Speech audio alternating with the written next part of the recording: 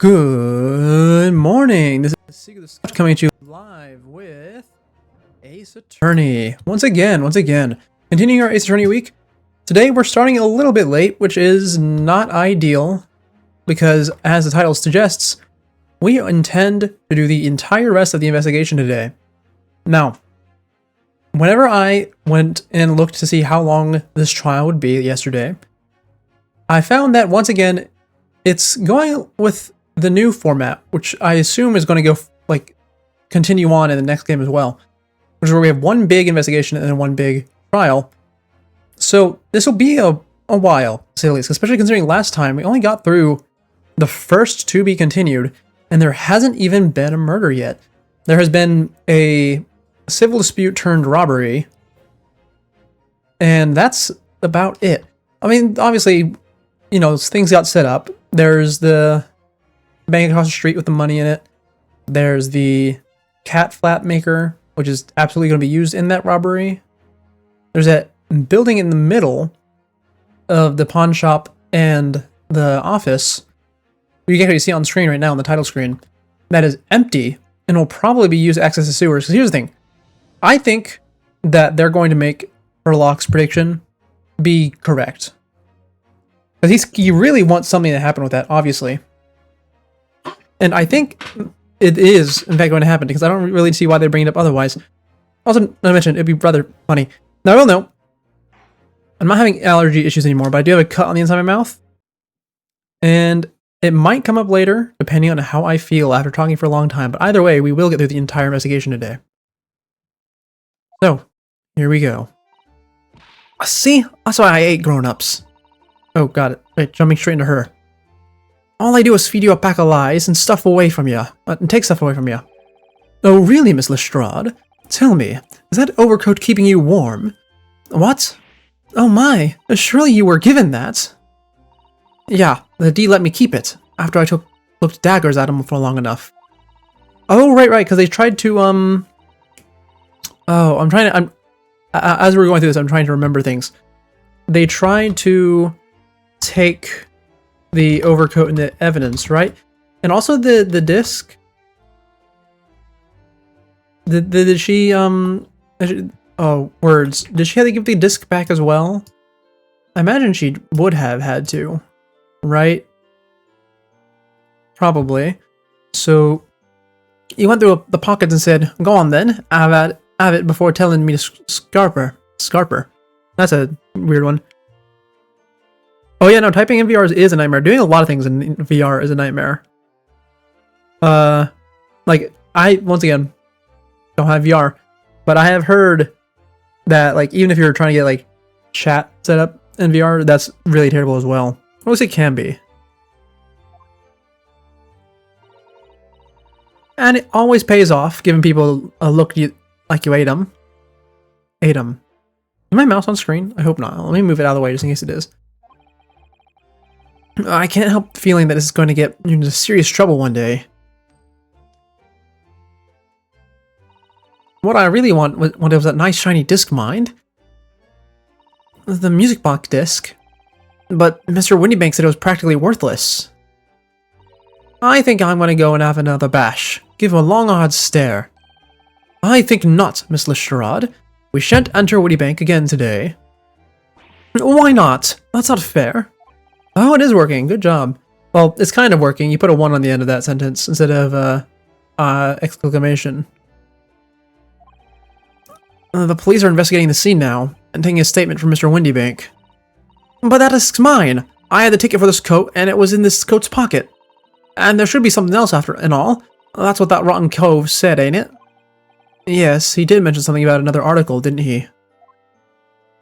Well then, that's mine too. Whatever it is. Now she's really pushing her luck. Miss Lestrade, I think it's time to admit defeat. You've had your haul for today. Yeah, and it's all your fault, Sholmes. So, what are your plans now? Will you dine with us this evening? Eh? Iris would be delighted to cook, I'm sure, and I might entertain you with a modest violin recital.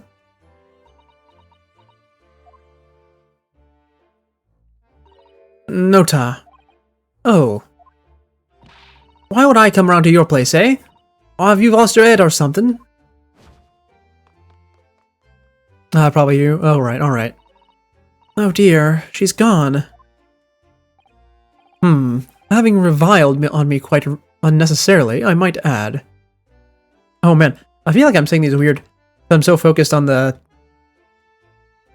Well, not like waiting. I'm just so focused on trying to speak as the text box is going. I can't help wondering if perhaps she might turn up anyway. Interesting. Once she's had a chance to calm down, I think there's a good chance she'll decide to come. Oh, her alibi maybe? Very well then. I'll inform Iris to set a place for our potential guest at the dinner table this evening. And one more thing. I should be glad of your company later. Sorry? I believe I will have a rather splendid surprise to show you. Oh, how exciting! What is it? You shall have to wait and see, Mr. Sato. Until later, then. Aye, see you later, Herlock. Oh, not even lagging. The VR or the stream?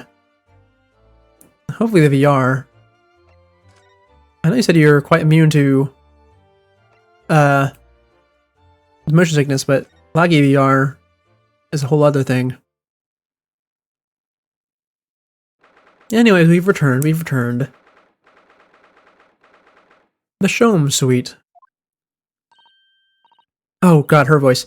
Ah, Susie and Runo! Come in! Good afternoon, Iris.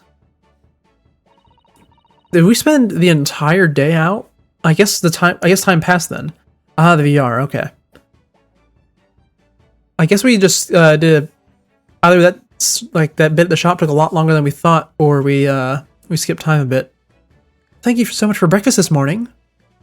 Oh, don't mention it. Goodness, look at the time already. Busy as always? I am. I'm preparing everything for dinner this evening. Already? You're obviously cooking something special, are you? Oh yes!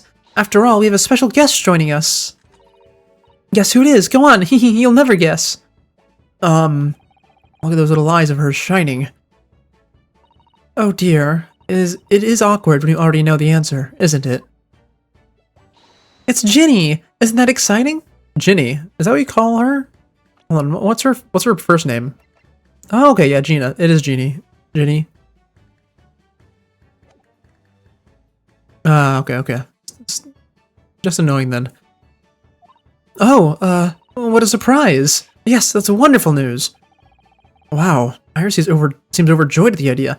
Are they, like, related or something? Not Iris, but, like, Herlock and Lestrade? I mean, they look kind of similar, but I think that's just because blonde hair, blue eyes. Which is, I believe, a common trait here. I can't wait to learn some pickpocketing tips from a real professional. Oh, yes, that does sound like fun. I'm not sure that's entirely appropriate. Are you, Mr. Naruhodo? By the way, Iris, what's Mr. Sholmes up to? Well, I hope your audio ends up working fine. Oh, at his desk, but without his machine still. Really? Oh, he's been like that ever since he got back. Hello, Mr. Sholmes? I beg that you won't speak to me. Sorry? I don't know who you are, but kindly take your leave. As you can see, I'm not here. What is up with him? He has his violin back, and we can even see it there. What's up with him? People have been being weird all this chapter so far. The telegram that's been noted, and Sholmes' depression this morning, that definitely was not caused solely by the viola. I don't know how to respond to that. I do apologize. When he gets like this, he's completely oblivious to everything. Yes, I see. Oh, good job on the first try. That's always wonderful. Really, he behaves like a child sometimes, Hurley does. Mr. Sholmes and Iris have something of a parent and child relationship, don't they? Yes, except that Iris is clearly the parent here.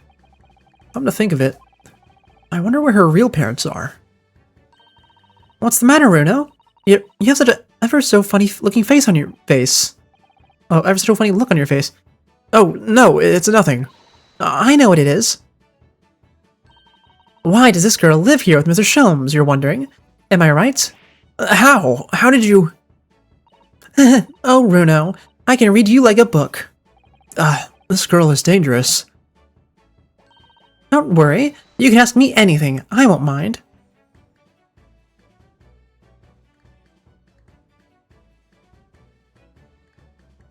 Yeah, on the floor, because chair out of the room to do the VR, I assume. So, by Ginny, you mean Lestrade, the young woman from the Mr. McGilded, or the McGilded case 2 months ago, right? Man, I'm still in the habit of calling him Mr. Yes! Who else stole my experimental smoke grenade launcher? Oh, who also stole my experimental smoke grenade launcher? Man, what is up with me in reading today? It's not, I can't even blame it on, like, the cut in my mouth. It's just weird reading. Although after the trial, I invited her back here and we had dinner together. And now we're best of friends. Oh, what a lovely tale. Yes, now if I bump into her on the streets, she runs away as fast as she can. Oh. And I chase after her down the back alleys. Oh, interesting idea of friendship. And then I let her have the latest color smoke grenade I developed. Oh. There's so many beautiful colors in the world. Ginny wants me to make a whole rainbow. I suppose this means you've let Miss Lestrade keep the smoke grenade launcher, have you? Yes, that's right. I got bored of it anyway. Hurley always reacts the same way when I shoot him with it now. Poor Hurley. Oh, I can't wait for Ginny to arrive. It's been so long since she last came over. I'm so excited. I just hope she actually does come. So, is her being at... So, I mentioned a second ago that her being at dinner might be her alibi for this case, but what if the case is going down... Not the case, but like the incident is going down right now? Huh. I'm sure you've been wondering why it is that I live here with Hurley, haven't you? Well, it has crossed my mind. That, and where are your real parents? My mummy and daddy aren't with me anymore. Oh? Mummy passed away when I was born. And around the same time, my father... Well, he had to go to a faraway land because of one of the cases he and Hurley were working on. Oh. Oh! So she's not the in-universe Watson. Her dad's the in-universe Watson. And she's his daughter. Okay. I mean, I was okay, I was fine with how it was before. I was really confused at who was narrating the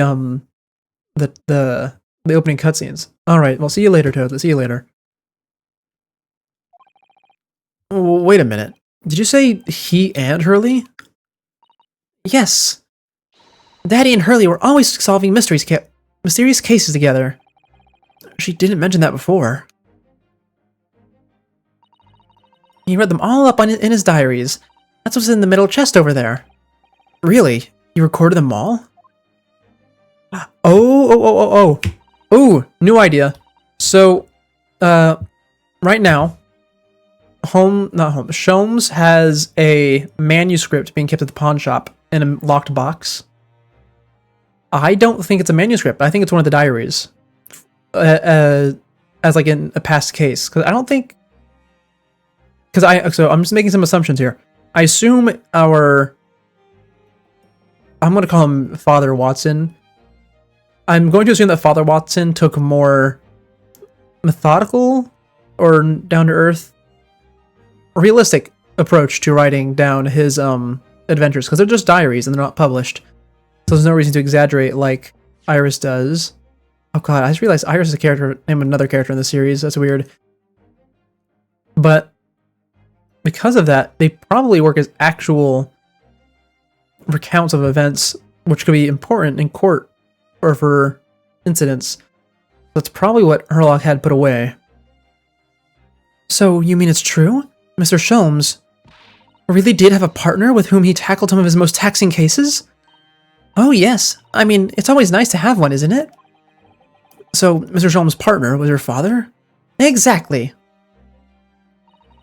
Hurley told me I wasn't allowed to look in the chests, but that only made me want to look even more, so I opened it up. And you found your father's memoirs. Yes, So I asked Hurley, who wrote these? He nearly fell off his chair. But then he told me. That's when I found out that the author of all those accounts was my father. So Iris's father was Mr. Sholm's partner.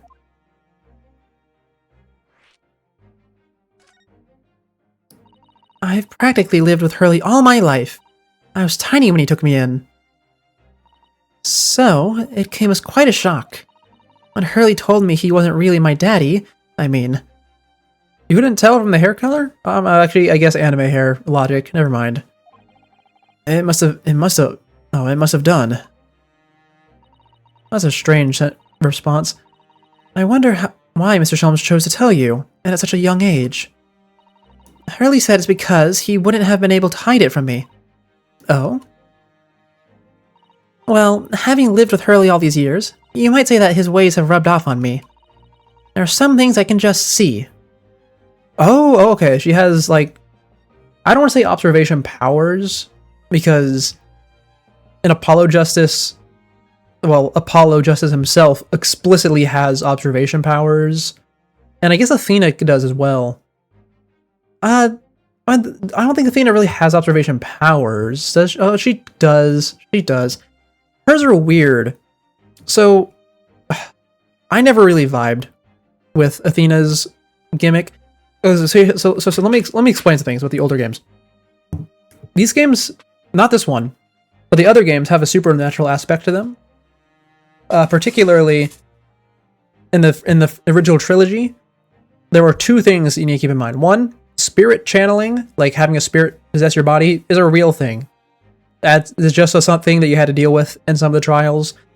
It does come up because your assistant knows how to do it, but you can't call the dead as witnesses or anything, like 99% of the time.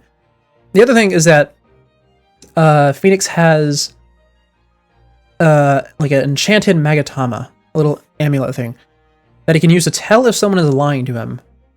And he can also use it to tell how close he is to getting the break on the lie. And I do enjoy the supernatural aspect. In fact, they really lean into it super heavily in the game 6. And it's really great there.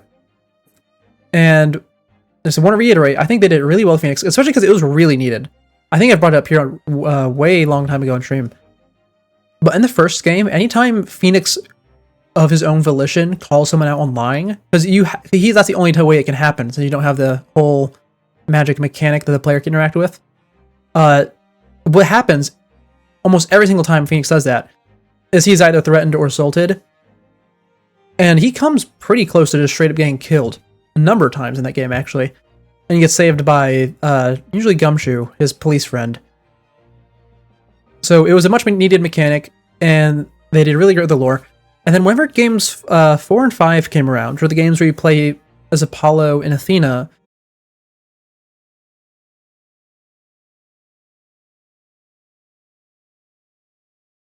and you can look back and forth between them, I know... Oh, stream died. Oh, hold on. Give it a second. Oh, stream, please come back. Please come back, stream. Please. Please, please, please, please, please. Oh, I'm begging so much. Come back, stream. I can see that you're doing rainbows. I don't want you to be doing rainbows. Push through. Push through my internet. Come on. Oh, is it back? Oh, stream's back. Stream's back. Okay. I hate when it does that. Anyway, what was I saying? Right. The Apollo's mechanic... Oh, it's back on your end? Okay. Good, good, good. Yeah, Apollo's mechanic really traumatized me. When we're in the trials, I know in my mind that anytime someone can be interacted with in the middle of a discussion or testimony, they're going to have that little pop-up that they have had every single time. There's no reason they're going to change it in the last trial. They're going to do that, so I don't need to look every single time. But I'm going to. Because Apollo's whole thing was that he has really, really good eyesight and observation skills, and you can look at someone really closely for their tells when they're lying. And they are so obscure sometimes. Like, sometimes it's obvious. You know, like the big final moment in the game.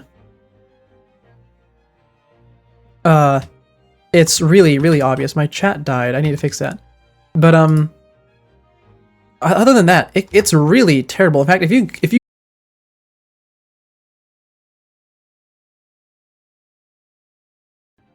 not piggybacking off, like doing the same thing as Apollo but different.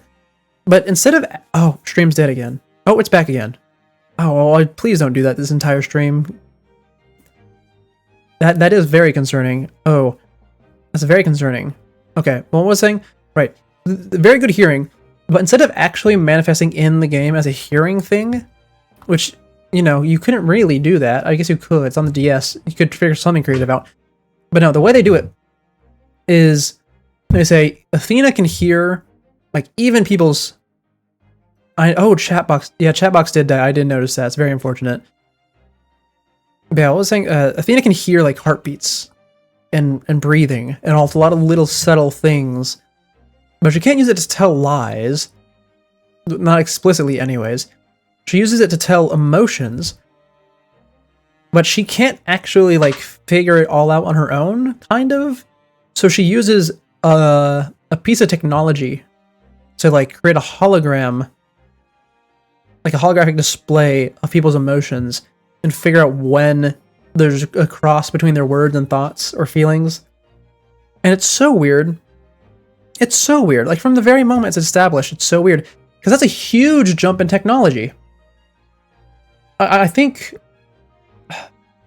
like, not even two games ago, literally 2 games ago, we are still using VHS tapes and flip phones. And I think we still are in the game prior. And then Athena comes around with the weird AI necklace and reading people's emotions. And it's not even really her who's doing it, it's all a robot. Oh, man, it's just such a weird thing. Anyway, where did this even come from? Where does this even come from? Oh, right. Iris saying that she can see things. I don't think they're going to introduce a mechanic like this, like what I just mentioned, this late in the game. And I don't think they're going to go into the supernatural this late in the game, because it's been very, very grounded so far. It's been extremely grounded. Extremely. It's been mostly grounded so far. It has instead of having a supernatural element, it has a steampunk element, I suppose. Because, you know, Herlock introduced himself by using an infrared goggle in the 1800s to find you hiding in a locker, or not a locker, a wardrobe. But the point is, I don't think they're going to do an actual mechanic off of this. Maybe in the next game, though. Maybe the next game. There are some things I can just see. Especially lies. I almost know when people are lying before they open their mouths sometimes. Oh, okay, so she has the Apollo ability then. Right. Except maybe not magical. It's weird. Apollo's ability is not explicitly magical or supernatural in any way. But he does have a bracelet that is kind of supernatural. I mean, it doesn't have ghosts or magic or anything. But the bracelet subtly constricts whenever Apollo subconsciously notices something. And because he has, like, all his senses, not his senses, all of his senses, he has like his sight and touch turned up to like 11. He can apparently notice it. And it was a weird thing. I don't think they ever, like, finished fleshing out that weird bracelet thing. Actually, okay, I'm going to go on a rant for a second. I love Apollo Justice, the game and the character. He is great. It's so wonderful. Because here's the thing. First 3 games, you're playing as Phoenix Wright all the way through. And you go through this whole big arc of watching Phoenix grow up from being a literal first day on the job attorney to being super confident, super competent, and just all around great at his job. Okay?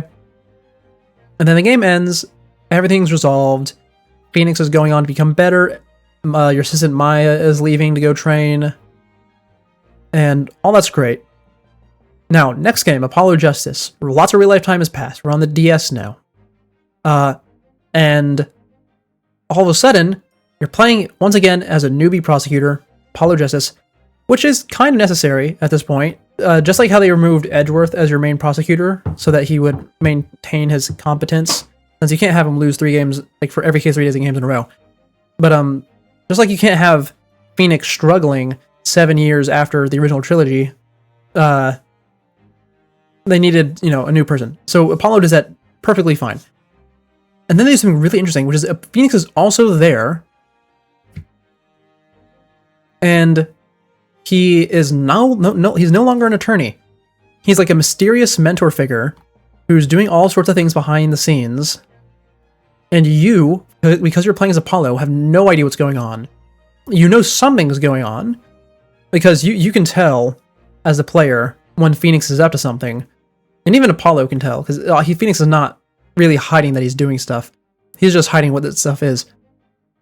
It's a really, really great game where you're going through and Phoenix is getting back into the action, and you're finding out why he left in the first place, and it's phenomenal. And it ends with a few big things. One, the whole jury thing being established, or like a proto jury being established, which I talked about last stream actually. That's something I really liked. And if you remember that, you'll know where I'm going with this. And the other thing was established that was a little bit of Apollo's backstory, because we don't actually get a lot of that in Apollo Justice, which is interesting because like Phoenix had his backstory established super early on. Phoenix, Edgeworth, and Larry, a minor character, all have a shared backstory. And it's very simple, but it works. And Apollo, we don't really know anything about him at all, really. So like, okay, so next game, Phoenix is back in action. Apollo's competent. We're going to be playing as Apollo, actually developing his character more, that he's, into it and knows how to use his power. And then in comes Athena. Athena's not a bad character. And she doesn't have a bad character arc. She doesn't have a bad backstory. But why is she there? Why did we add another character in? And why is she not even the main character of her own game? You play in that game as Phoenix, Apollo. Wait, no. You play as Phoenix, Athena, and Apollo, I believe. So you don't even, you're not even playing as her the whole time. She just comes in, and she's the star of the show. And we don't develop Apollo. We give him a partial backstory to add on to whatever he had going on, what little he had going on in the previous game. And the jury system is never mentioned a single time. And even at the end of the game, when you get your DLC trial, which previously, the last time we did a DLC trial, back in whenever they moved Ace Attorney 1 to the DS, it was really good, and it was relevant to the story. Like, the characters in the DLC trial for the first game, which is free, by the way, these days, unless you're buying. Actually, it is free everywhere, I think. The characters there come back in Ace Attorney 4 because they're relevant. Because it's a really good trial. It's so good. Amazing. I did not think it was possible to make a better ending to the first Ace Attorney game than the actual ending. And to be fair, if we're judging it as an ending, it is worse because it seems like it came out of nowhere. But as a story, I'd say it's better. It's so good. Oh, hello, welcome in, Lucas. I'm ranting about Ace Attorney a little bit. What was I saying? Right. The point is, even the DLC trial of Game 5 is weird because it doesn't even occur chronologically at the end. It occurs in the middle. And it was it's a good trial. Once again, it's good. Characters are nice. But why did that whole fifth game have to happen like that? Athena comes out of nowhere. Yeah, I like it. Once again, I like her. I do. But I don't understand why they did that instead of continuing Apollo's story. Especially considering they clearly did want to continue Apollo's story, because that's what the entire 6th game is. In the entire 6th game, all that Athena stuff, out the window. Gone. We're right back to Apollo, and we're actually focusing on him, and it's really, really, really good. I love it so much. And admittedly, there is a little bit of Athena focus, because here's the thing. Just like in the previous game, you play as all 3 of the attorneys. Because the way that game's structured is you go back and forth between playing in Not Japan, Not America and the fictional country of Kurain. As those 2 stories don't Okay, I was supposed to say the two stories intersect, and they kind of do, but not really. How to explain? Okay, so basically, you do a chapter as Phoenix and Khura'in, then you go over and you find out what Athena and Apollo were doing, and then you do Phoenix, and then Athena and Apollo again. Actually, this time it's just Athena because Apollo comes over to Khura'in to help Phoenix, and so Athena just gets left behind. She's just left there, and you do a whole chapter there as just Athena, without anyone else, and it doesn't contribute to the main story at all. And it's so weird, especially considering it happens right before the finale. It just feels like they just stopped to go do that.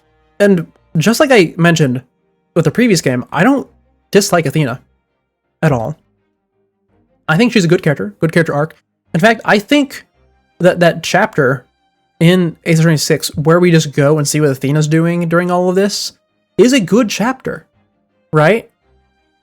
It is a good chapter. The characters are interesting, especially considering how few of them there are.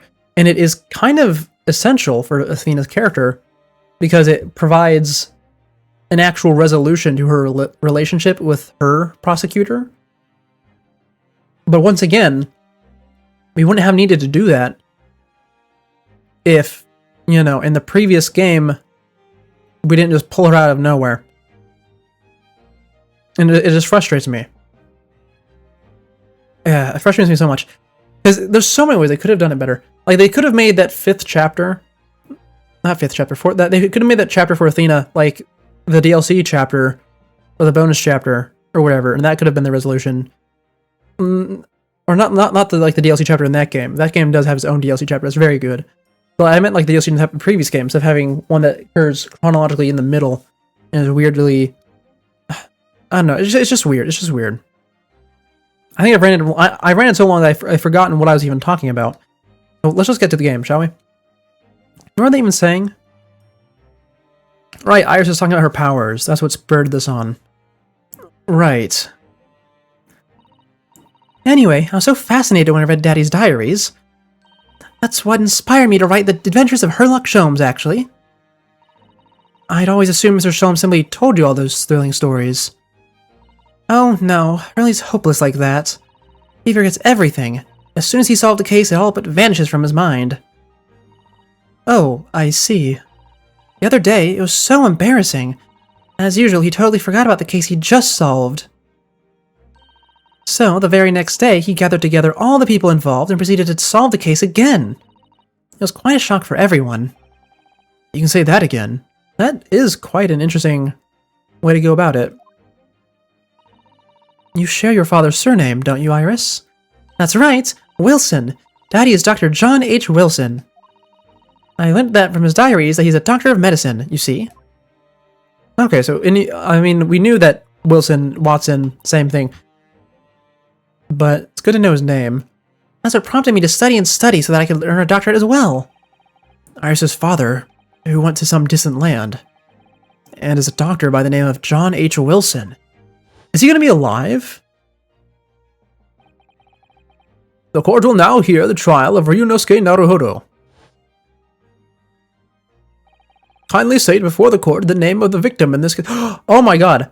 Oh, I was wondering why we were back in Japan all of a sudden. He's the guy who died in the first chapter? Really? Oh god, I forgot about that. We haven't played... The first chapter was like at the beginning of this year. And the victim's name was Dr. John H. Wilson. Okay, well, that's come full circle. Not that I thought it would have to. That's right. Visiting professor of medicine at Imperial Yume University. And the man who, in the most bizarre of circumstances, lost his life just before we left for Japan. I wonder if that's why... Oh, okay. So there's a lot of moving pieces in this story. A lot of moving pieces that we have forgotten about for the most part. But I think they're actually going to have them actually come all together, which is so nice. I feel like it's been a few games since that's happened, since we stopped and played the spin-offs before we got to these ones. But let me think. So Kazuma, he died in Chapter 2. He was the one originally going to Japan, and we were just stowing away with him. And he was coming here to do something. Something that's important. And if we look in here, do we have, we don't have him. But like the High Arbiter or whatever knew what that important thing was. Now on the boat over, Herlock was here. Now, the death of the man, death of Wilson, John Wilson, must have been telegrammed, right? Over to Britain. Because he was a foreigner. They probably need to tell him that, especially because he's a doctor visiting to teach. So Herlock might have been on the ship looking for Cosima because of the relationship to his case, to the murder case. Oh, yes. Because Mr. Wilson was killed by the English lady whose face we never got to see. Right. Oh, it's all coming back to me. And so Herlock must have been trying to find information on her because I think she escaped, didn't she? She either escaped or they transferred her to another ship. I forget. But yeah, Cosimo was doing something. Maybe Cosimo was coming to Herlock. No, probably not. Actually, I was going to say probably not because Herlock probably would have brought it up, but Herlock has a terrible memory. He might have forgotten, or maybe he's just keeping it secret because he does seem to remember things that are important. And he does know how to keep a secret. Okay, I think we're just going to have to wait and see. I need more information before I make an actual theory. Miss Usato? Yes? Perhaps we shouldn't pursue this conversation any further at this time. I think that would be for the best. Ah, my dear fellows, how good to see you again. Also, I just realized, John Wilson died really recently, actually. So I guess he really was just no contact because he was on the other side of the planet. Oh, Mr. Sholmes. Why ever did you not make your presence known to me before? Well, no matter now. So, how the devil are you? We've been with you for most of the day. Goodness, really? Do tell me, Mr. Sholmes, is your violin unscathed? My violin? Whatever are you talking about, my dear madam? Oh, never mind that now. I have something far more interesting to show you. Behold, my dear fellows. Oh, another music box disc? No, not another disc, Mr. Sato. This is the one Gregson demanded we hand over as evidence. Mr. McGilded's disc. Did you clean it? It's different colored than before, and the blood's gone. Oh my. Then what's it doing here? You know, at times, Mr. Naruhodo, I think that though I have an undeniable turn for detection, I may well be even more adept in larceny.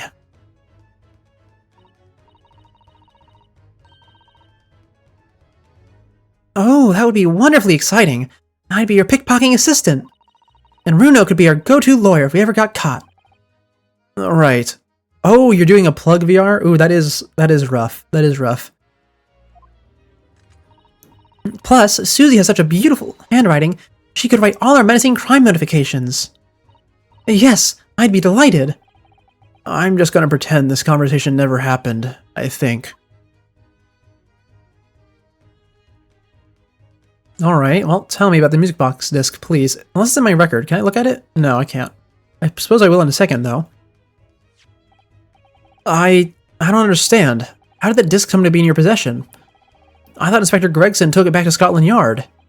Quite correct. And that sort of uncompromising attitude is precisely why I always carry some of this. Oh! Oh! He pressed it into the caramel to make a duplicate. Oh, that is so smart. Wait, so is it not actually caramel? Is it putty? Like, does he use it to clone keys? That's a bar of caramel, Mr. Sholmes. Your one and only friend in times of loneliness, if I'm not mistaken. If you will humor me, my dear fellows, cast your minds back to when the good detective confiscated the disc. I'll be taking whatever it is of Mr. McGilded's down to the yard, thank you very much. I'm still calling him Mr. I don't think I'm going to drop that habit anytime soon. So hand it over. Oh, yes, of course. If the police demand something as evidence, my dear fellow, we have no choice but to capitulate. It's all yours, Inspector. You know, hold on. I just realized with your issue, with it killing the PC audio, your PC might be registering it as like a speaker, or like an external speaker, which it technically is. And that's why it's not playing audio. Or you might have just plugged into the wrong audio jack. One of those two things. Because there are actually differences between them. For the briefest of moments, I had the disc in my hand, did I not? Yes, yes you did, but I still don't understand. Oh. That is rough. It was precisely that moment that I summoned my one and only friend into action. I pressed the disc into a pair of bars like this. That's amazing! Okay, it's not putty, it is just caramel. The disc and all the minuscule protrusions have made an image on the caramel. Indeed. This caramel is quite exceptional. I developed it myself, you know. Oh, I see. So it's not a... It's not a putty. It's a specially made edible putty. Suitably soft for making impressions, but resistant to melting. The result of precisely controlled solution. How extraordinary! Carrying a pair of these on one's person frequently proves very useful indeed. Take a house key, for example. A simple press and its unique form is duplicated. I can enter anyone's property at will, and never without high sucrose nourishment. Yes, it sounds illegal. From the image, I was able to create this. Oh, just ignoring that, moving past. I confess I was most curious to know what manner of music would issue from a disc when played. Well, yes, do tell. I mean, do you have a music box that fits it? Or are you gonna... Oh, you just have Iris make one, right. Do tell us then, Mr. Sholmes. What music does the disc play? Well, unfortunately, I have no idea. No idea? None whatsoever. Are you familiar with the workings of a music box, my dear fellows? No, I'm afraid not. Goodness, you don't know, Bruno? Oh, time for a lesson. This is going to be important. Inside a music box is a special metal piece called a comb. That's what produces the sound.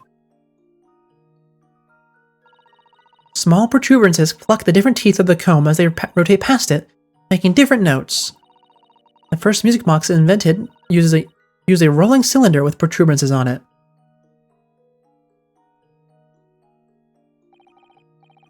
Oh, that does suck.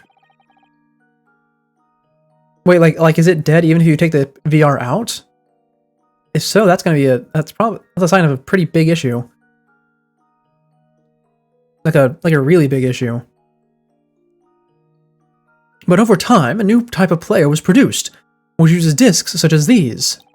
With that development, the popularity of music discs spread far and wide, all around the globe. Oh man, I'm still stuttering a lot when I'm reading. Oh, it is dead. Oh, wow. That is terrible. Why exactly? Because the discs are easy to produce and can be interchanged to facilitate the playing of different tunes. There are a great many firms in Europe now manufacturing music boxes as a result.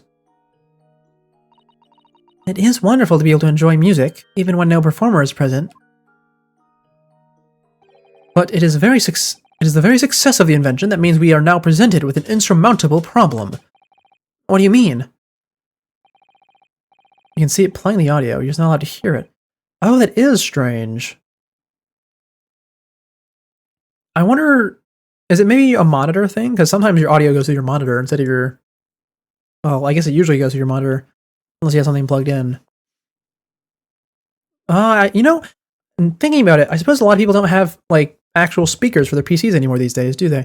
I remember they used to be, on like, every single PC I used, a little speaker that goes right next to it, and you had a little knob you can turn. But I suppose most people these days either have the audio going straight into their headphones or just out of the monitor directly. Huh. There's something else thinking about.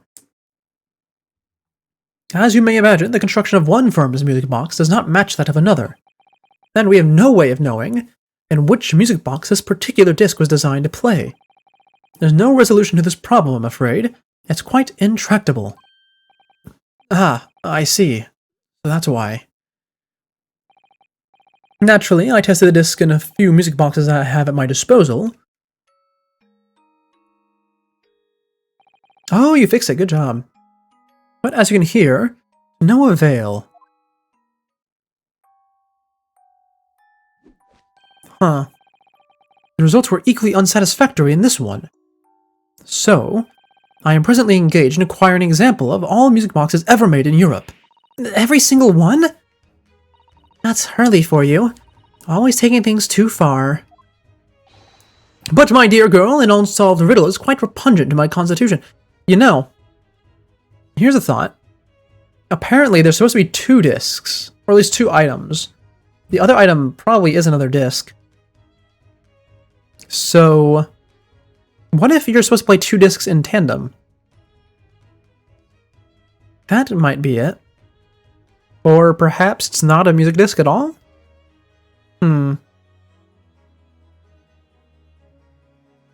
They could, I did postulate last time that it might be a key of some sorts.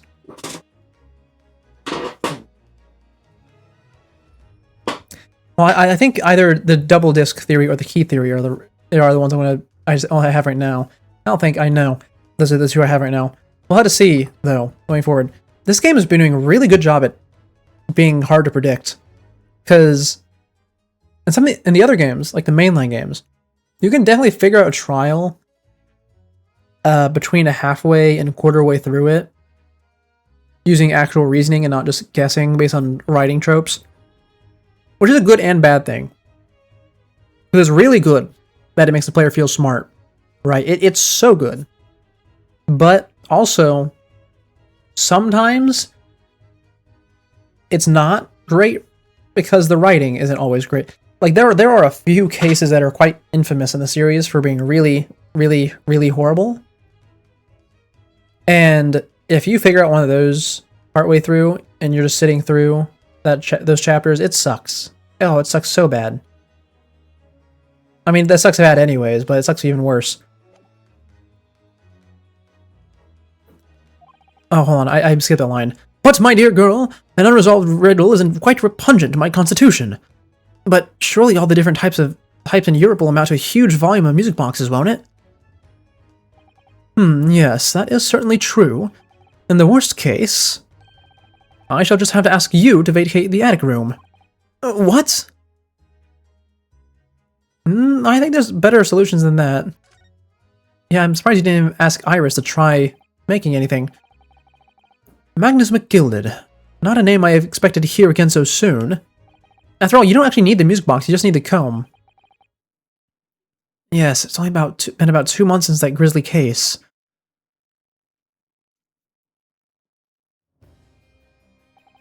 Mr. McGilded perished within hours of the trial's conclusion. Was it the curse of the Reaper? No one knows still now. The omnibus was reduced to a pile of ash. Not a shred of evidence remained. And with the man's death, the truth about the murder in which he was so intimately involved was buried.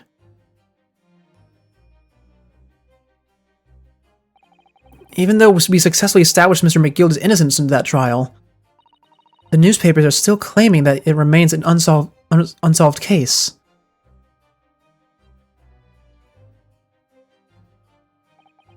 The murder of the brickmaker, Mr. Thrice-Fired Mason.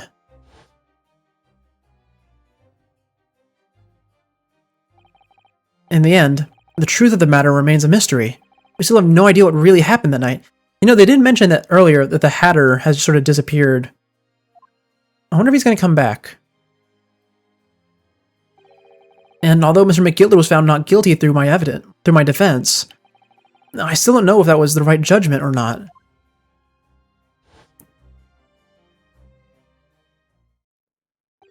It would appear the case is not yet closed. No, certainly not, certainly not. Well, it's time I start getting things ready for dinner, I think. Ginny will be here before long. Thank you, Iris. Oh, well, you must let me help you then. Of course, Susie. There's plenty to do. I think I shall investigate the condition of my faithful performing partner. Now then, where did I leave it? Oh, let this be a lesson to you, Mr. Sholmes. Never leave anything too precious with the pawnbroker. Yes. You may be right. Oh, that reminds me. Something Mr. Wittybank said before. He said that he had a manuscript of Iris's in pawn, didn't he? Did he? Yes, he definitely mentioned it. Mr. Sholmes' latest tales of the otherworldly mystery lies dormant in my storeroom, were his words, I believe. So you heard about that, did you? I expect you were as incensed as I was. Oh yes, the idea of such a wonderful story languishing in Mr. Windybank's storeroom gathering dust. My dear madam, I'm quite sure I told you already. The pawnbroker's storeroom is the safest place for it, more secure than a bank's vault. Alright, see you later, Turtlet, for real this time. And what about your Stradivarius, Hurley? Was that safe and secure? Well, there may be the occasional mix-up, caused by a certain impetus someone not too far from me now.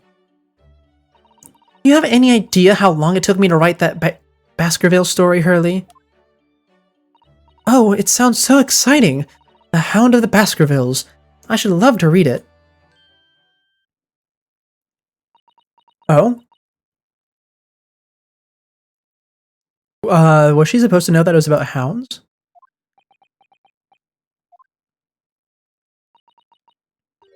Ah! I don't think she was supposed to know. Wait. Wait. Okay, hold on.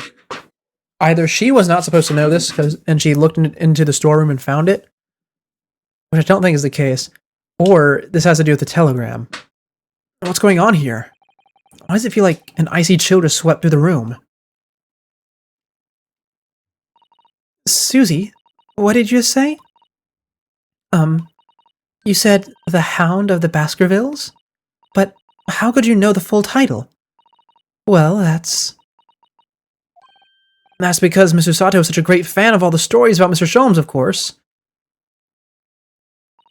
But Runo, The Hound of the Baskervilles, has never been published. What? When I showed Hurley the manuscript, he told me that I wasn't allowed to publish it yet. I don't understand. That's why he said he'd keep it safe. Until it was the right time for the story to be made public, you see. So that's why the manuscript is at Windybanks? And yet, how could Susie here know its title? Well, Hurley, what's going on? Ooh, this... I love how easily they shifted the tone here. Ah! What is it, Mr. Sholmes? It would appear our guest has arrived. Oh, and they're gonna leave it unresolved. Oh, I love that. I love that. Oh, that's so good. Oh. Oh, watching two, like, super bubbly, cartoony, goofy characters snap to attention and then just abandoning it? Oh, that's great. I half expect the music to kick in any second now. Miss Lestrade. This was a bad idea. I knew I weren't welcome. I'm going. Oh, there she goes. No, wait, Miss Lestrade. Oh. We've all been eagerly awaiting your arrival. Haven't we, Iris? Oh, they can't shake off that, or they can't shake off the feeling. What happened? What happened? Okay. Oh, there's so many moving parts. I really have no clue. Okay. Like, even in the last chapter, there was things that were unresolved, and I feel like we're not even going to come back to the last chapter. Oh. How exactly does she know? Was she spying on them while writing? Oh, that wouldn't make sense. What did she do? What did she do that's so horrible? Oh yes, just wait there, Jenny. We'll have everything ready in a jiffy. Oh, and there's the music. Back on, like nothing happened. Come along, Susie. Right, of course. It's a pleasure to see you here, Miss Lestrade. Please, make yourself at home. Don't stand in the doorway, my dear girl. come along in. What say you to some Mendelssohn? I won't take no for an answer. I don't think I've ever had to read that name out loud. Mendelssohn it is then. Oh, okay. I was wondering why I didn't recognize it. Oh, Cat's back. What was his name? He had a name. Oh, Wagahai. That was it. Hello, Wagahai. That evening, Iris prepared us all a meal that was even more delicious than usual. Mr. Sholm's violin performance was in no way meddlesome. And Gina, as we came to call her, taught us all how to steal things from one another without being noticed. Everyone thoroughly enjoyed themselves, well into the night. Oh, and we're going to wake up something terrible, aren't we? It's been way too long. We are so far into this chapter, nothing's gone wrong. Well, things have gone wrong, but no one's died is the issue. Everyone's just been really mysterious and uncomfortable.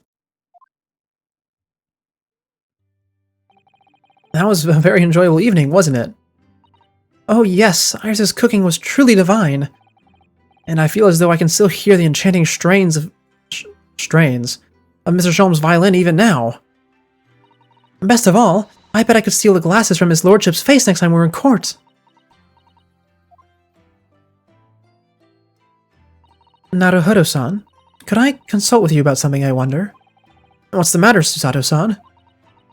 Oh, is this gonna be about the, oh, yep, the telegram. That's what it was. It's about the telegram I received. Ah. The one that arrived first thing in the morning, I suppose. I've been summoned. What? Summoned? What do you mean? Back to Japan? The telegram was from the Lord Chief Justice's office. Lord Strongheart has asked to see me. The Lord Chief Justice? When? Tomorrow morning. What? Then we can start preparing at once. Oh, no, that won't be necessary, Naruhodo-san. I've been summoned alone. Alone?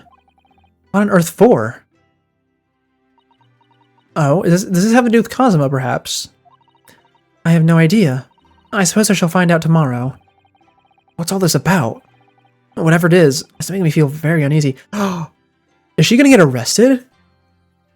You know, it is a Ace Attorney classic to have your assistant get arrested. Or, well, have them put into any precarious situation, really. But getting arrested happens a lot, actually, especially with Maya. And we, in this game, Naruhodo-san, has been detained, but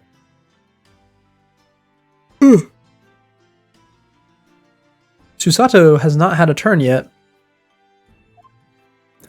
I just realized I called him Naruhodo-san. I guess it's because that's what she calls him. Oh, who could that be, I wonder?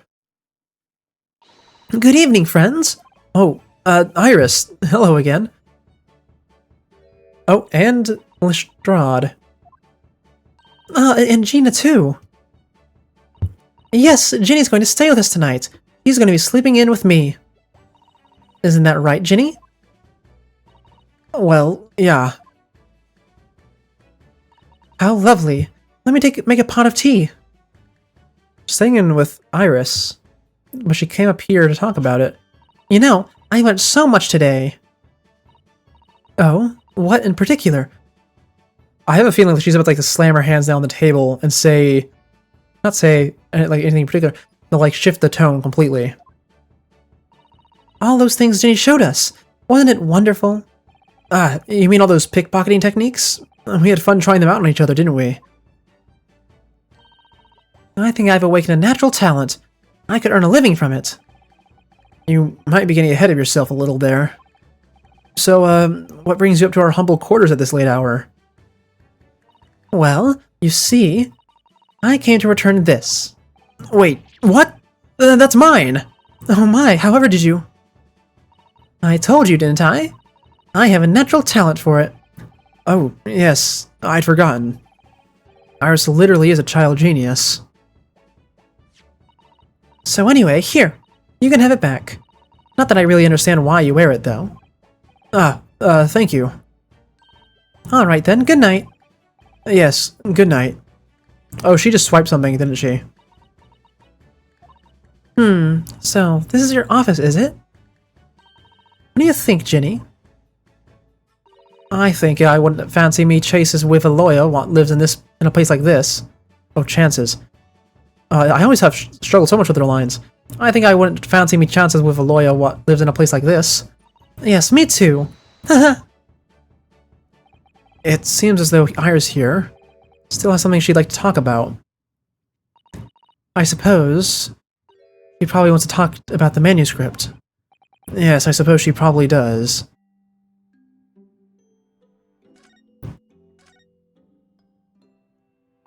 Iris, I suppose you're hoping to talk about the manuscript, aren't you?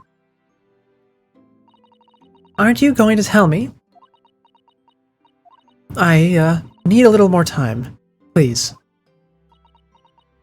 What is... She's not even telling me. What's up with this? Alright, I understand. I hope I haven't made you feel awkward. Oh, no, not at all, Iris, not at all. I don't know what all this is about, really, but... It's all a story you made up, isn't it, Iris? This manuscript or whatever you call it? It's not exactly a story that I made up. It's something that I read in Daddy's diaries. Daddy's? That's right. I don't suppose I've mentioned it to you before, Ginny, but my daddy was Hurley's assistant once. His partner. Eh? Oh, hi, Captain. Welcome in, welcome in. They solved all sorts of strange and mysterious cases together. Is that right, mister? Apparently so. I'm as surprised as you are, though. Are you doing good? I think you're usually playing, like, Arc Raiders around this time. And Daddy wrote all the details of every single case down, you see, in his diaries. So I study them and write my stories based on what actually happened. So, where's our old man now, then? Oh, well, we just learned that he died. He had to go away on urgent business to a faraway land, and he'll be gone a very long time. Oh, Iris doesn't know she's dead yet. Oh, I don't know how I didn't put that together earlier. I mean, it makes sense. Wait, no. Well, no, because I then started immediately theorizing that that Herlock knows, right? And the reason he was on the boat was because he knew. So I mean, I guess it makes sense for Herlock not to tell her. Opening right now. You know, actually, I haven't played Arc Raiders in a while. Not since the last expedition. I should really find the time for it. Not soon. But I would like to play it more. It's a great game. I just always end up falling into like the same pattern, I feel. You know, get a renegade and then run around with that. Because as much as I don't really like FPS games, well, I don't dislike FPS games, I just don't play them. I do quite oh, you got hit by the ads. Oh, that's unfortunate. Yeah. They're like 3 minutes in here. They're long, but I get to minimize them. It's nice. He had to go away on urgent business. So far, oh, we read that one. So, I've never really met him. Oh, right. Come to think of it. Oh, and there's the Arc Raiders. Yep, there it is. I don't know anything about Gina's parents either. Perhaps we should ask her. Not just bringing all the awkward conversations up, are we? Alright. Iris, this Hound of the Baskervilles story. I take it that's another tale inspired by your father's accounts? That's right. Oh, that's right. I thought it was fascinating. But it's different somehow. From the other cases, I mean. Is it unsolved, perhaps? Oh, how? I don't really know, but it must be special in some way. Because after I'd written it, and showed the manuscript to Hurley, he turned as white as a sheet. It was the first time I've ever seen him like that. It pains me to say this after you've toiled over it for so long, Iris, but this story must not be published at this time, under any circumstances. But why not? It's one of my best works. I'm not at liberty to say. Not now. So please, do not ask me. Oh. Oh, someone in the story is still alive. Someone in the story is still alive and at large or under suspicion. One of the two. One of the two. So, if that's the case, If that's the case, who could it be? It can't be McGilded. Well, I guess it could be McGilded. Very unlikely, but possible. It's probably not Wilson. Wilson's not even here. What if it's the mob, the mafia? What do they call them in Britain? I don't know. I'm just gonna call them the mob. It could be. I mean, that one guy. I guess it doesn't necessarily have to be organized crime. It could be corruption. But this game so far hasn't really had corruption as a thing going on. The judge has been very fair, actually, which I really love. I love him. Absolutely top 3 judges, which, you know, not saying much because there's probably like 5 in total in the series, but I don't remember if he goes in, I don't know if he goes in number 2 or not. He's not number 1. Number 1 is the judge from the 6th game, in Khura'in. Best judge by far. Love him. Love him to bits. I praise him endlessly, and he deserves every bit of it. But I don't remember there's a judge that's like how good the other judges were. I mean, I know how bad some of them were, but I don't remember how good they all were. They don't play a huge role, usually. Alright then, I won't. But I do solemn. Oh, welcome back. Yeah, what was I saying before? Right, I was saying in Arc Raiders, I always fall into like the same pattern where I get my Renegade, and then I just run around with it, and I never swap off because I'm a really good shot. In games, like I said, I don't play too many first-person shooters, but I've definitely been playing a ton of third-person shooters, like for a long time now. As far back as Splatoon 1, really, and yeah, well, I think that's the first third-person shooter I really played. But it always kind of gets repetitive at some point, because even with only a medium penetrating weapon, I never end up struggling with the arc. And the players, man, I have conflicted feelings on the player combat in Arc Raiders. I don't know if that's a common thing, because I don't interact with the community. But it feels like if you're on solos, whoever shoots first wins, which really does suck.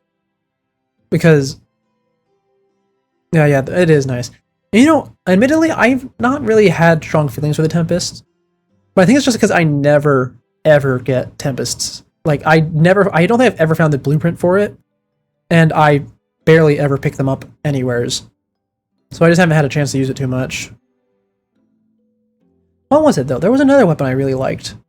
Not one of the ones for killing Arc, but like an actual all-rounder. Oh, there was something that I used with my Renegade, was like when I didn't have one. Oh, it's been like 2 months, not 2 months. Well, I said since the expedition, so it probably has been 2 months now since I played. Oh, I don't remember the weapon names. Oh, the Arpeggio, I think it was called. The green one where that shoots 3 in a row in a burst.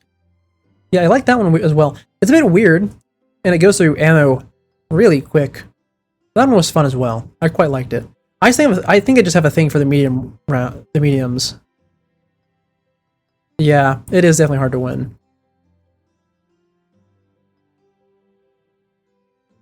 But you know, I did actually check the patch notes, because I had quite a few updates to do before stream started, like just in general.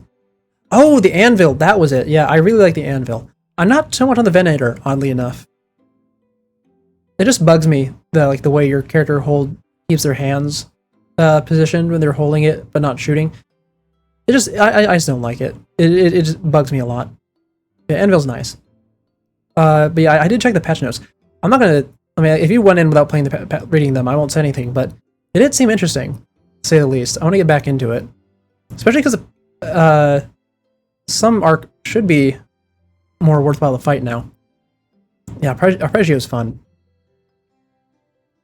But no, I do solemnly swear that I will explain everything one day, Iris, when the time is right. Not a Burst fan? I can understand that. The Burst is... It really, really varies for me on if I'm into it, depending on what game I'm playing. Yeah, I know, it looks so weird. You know, with Burst, the game has to make the gun feel good if I want to do burst. That's the thing with me. Games. Oh, it's so hard for me to get into a gun game if I don't like the shooting. Because here's the thing. I love Fallout. I really love Fallout. And even though I love Fallout so much, you'd expect me to say that my favorite game is like New Vegas or something. Like most people. And I do like New Vegas, don't get me wrong. Like, I haven't played it in years because I had it on 360 and I don't have that really. I did buy it on PC recently though. But even though New Vegas is so good, I prefer Fallout 4. I do. And it's because the guns are so much better. Playing like New Vegas on 360, the combat was always such a miserable experience because I pull the trigger and then it shoots and it feels like it's a pea shooter. Even if I'm doing huge chunks of the enemy's health bar, they don't respond to it unless I cripple them, and I don't get any feedback really. And I just don't like it. And then you go over to Fallout 4, and the controller vibrates, and the guns actually make big noises, and the enemies respond to it. And it's so nice. It's so nice. And that alone makes me prefer it over New Vegas, which is, once again, really weird take, to my understanding. Because, you know, understandably, Vegas has such a good story, and such good dialogue, too. The dialogue is so amazing. And the way the skill checks are implemented, oh, I love the way skill checks are implemented. Actually, that is a huge qualm I have with Fallout 4. I think there is a total of 3 skill checks in the entire game. I can remember 2 off the top of my head, and I'm pretty sure there's a third one. But you know, they are very few and far between. Well, excluding the speech checks, but speech isn't even a check, it's a charisma check. But yeah, very strange thing. The point I was trying to make is that gunplay and the way that guns respond to you and the way they look, very important to me in shooting games. And the Venator is weird to me because of that, and I don't like using it. And that's how the manuscript came to you, Mr. Windybank, isn't it? Yes. Hurley said it had to be somewhere very safe. Well, that really gets my goat, that does. He's treating you like a child. It's mean, that's what it is, keeping secrets like that. I'm sure Mr. Sholmes isn't trying to be mean. Eh? If he said he wasn't at liberty to talk about it, I'm sure there must be a very good reason. Hey, leave it to the lawyer to be reasonable about that sort of thing. I think so too. You are too trusting for your own good. But you can't pull the wool over my eyes. Oh my god.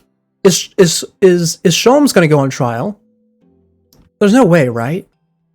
I mean, I'm just trying to think. Because whoever goes on trial in this last case is gonna be someone important. Right? I don't think they're gonna... I guess they could pull someone out of nowhere. But they usually don't. They usually don't. They did with the second game, but that's because the second game had, like, no overarching story or narrative. It kind of did, but even then it didn't resolve until the third game, because they really did not have a plan, it feels like. Which is why the second game is considered one of the worst ones. But no, this game's been doing really good on bringing things back. Like, even we've been playing this chapter for like an hour, and it's already bringing back so many little plot points, even if it's just mentioning that they exist. So I feel like someone in this room, or Sholmes, has to be the one that go on trial. And I'm willing to bet it's Sholmes or Susato. Sholmes is lying to Iris. I bet my life on it. What? Hurley's lying to me? No, didn't... Iris, you brought up earlier that you can tell when he lies. And the particular phrasing, I'm not at liberty to share, does stick out with me. Oh god, I love the way these environments look. I do. I love them so much. Oh, man. You know, in the second game... Not second. The second trilogy, they introduced 3D environments. You could always look them back and forth like this, right? But whenever you did that in the previous games, it was always just scrolling left and right on like a JPEG. But look at this. the environment's actually layered, so it moves whenever you pan the camera, and the 3D characters can stand in it, and it's so good. I love it so much. Ah, man, I love it so much. I think it's I'm a real sucker for mixing 2D and 3D together. I think these days the term that's used for it is 2.5D. Like that's the term they use with like the Dragon Quest remakes and stuff, which I still need to play. It's on the list. We'll get to it eventually. But God, it's so nice. It reminds me of old 2D animation, like hand drawn. Well, I guess it wasn't really hand drawn. They did a lot of they did use computers for some things, but at least with the particular technique of having different layers of drawings and then moving them as you pan the camera to create effects. I always associate that with 2D because, you know, that is where it originated. I love just being able to move back and forth like this, and like look at the pipe on the furnace, like the chimney on the furnace, or the lantern on the right. It's so good. I love it. And of course, Lestrade here fits him perfectly as well. Anyway, let me speak with you. I've realized I don't know anything about your parents, Gina. I ain't got any, have I? Never did have. Oh. Look, the East End's full of orphans like me. No one wants nothing to do with us, from the minute we were born, not even our mums. But we all stick together. The older ones look after the little ones and make sure they get by.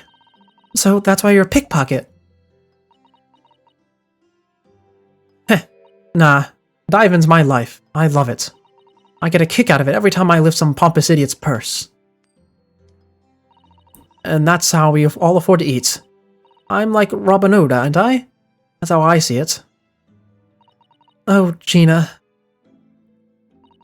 I do think about it sometimes. What it'd be like to have parents, I mean. I've always thought it'd make everything right. And having listened to what Iris just said, sounds like having parents ain't always easy either. Oh! Also, I just must say, I didn't even know. I feel like I'm doing decent at it, but it's always rough with these conversations where there's like 3 women who are primarily taking the role. But I don't do the voices that great. I mean, if you know you've never had him, you don't feel like you're always wanting to meet him. It's true. I do want to see Daddy, so much. Oh, Iris. Yeah, I think this is a conversation that we need to have with Sholmes first, because Sholmes is her legal guardian. And she assumed for most of her life, not most, well, actually probably most of her life at this point, she's like 10, that he was her actual parent. So we should probably talk to him about Mr. John Wilson's, or Dr. John Wilson. Gina, what do you mean when you said that you know Mr. Sholmes is lying to Iris? Well, he reckons he popped that manuscript or whatever, right? But come on, that's obviously a load of rubbish. Oh my, why would you think that, Gina? It's simple. That story was really in old Wittybank's storeroom. There's no way someone from halfway around the world, in other words, you, could know about it. Ah. Sorry, Iris, but if you ask me, he sold it. Without telling you. But Hurley would never do something like that, I'm sure of it. Ah. Grown-ups do a lot worse than that, believe me. Barefaced liars, a lot of them. You just ain't realized it yet. Oh. I'm telling you, that Mandel script ain't at Wittybank's. You'll soon see it if you had a look. Even if you think you can trust him, I don't. That Sholmes is a liar, just like the rest of them. If I'm honest, I have wondered if Hurley's telling me the truth sometimes. See? Oh, but I don't mean I think he sold it. I mean, I think it's that sometimes I wonder if he might have hidden my manuscript somewhere. Somewhere I don't know. Even though it's wrong of me to doubt him. Don't be too hard on yourself, Iris. Oh man, it's been a while since the Naruto opened his mouth.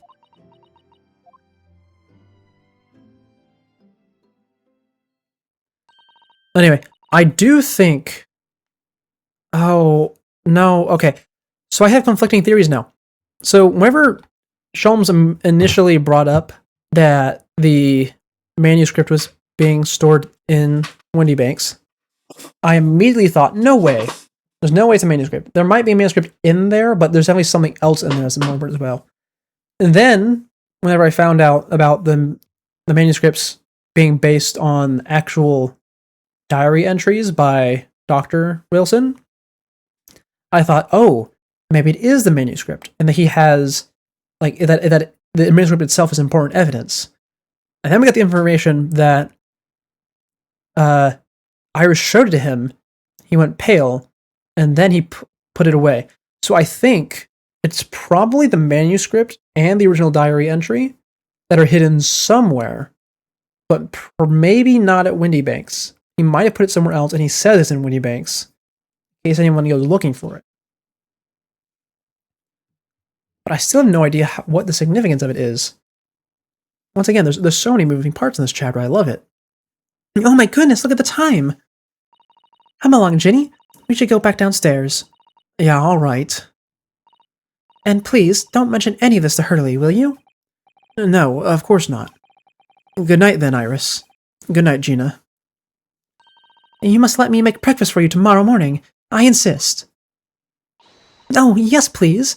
I can't wait, Susie. Good night, then. What's that blue paper on their desk? That's a rather odd color for paper, especially in this time period. Iris. It sure is easy to forget, isn't it? Sometimes she speaks just like an adult, but deep down, she's still just a child. Well, I think it's time that I turned in for the night too, Naruhodo-san. Alright, good night. Huh. Dr. John H. Wilson, Iris's father, but also the name of the murdered visiting professor at Yume University. It can't be a mere coincidence. There's something deeper going on.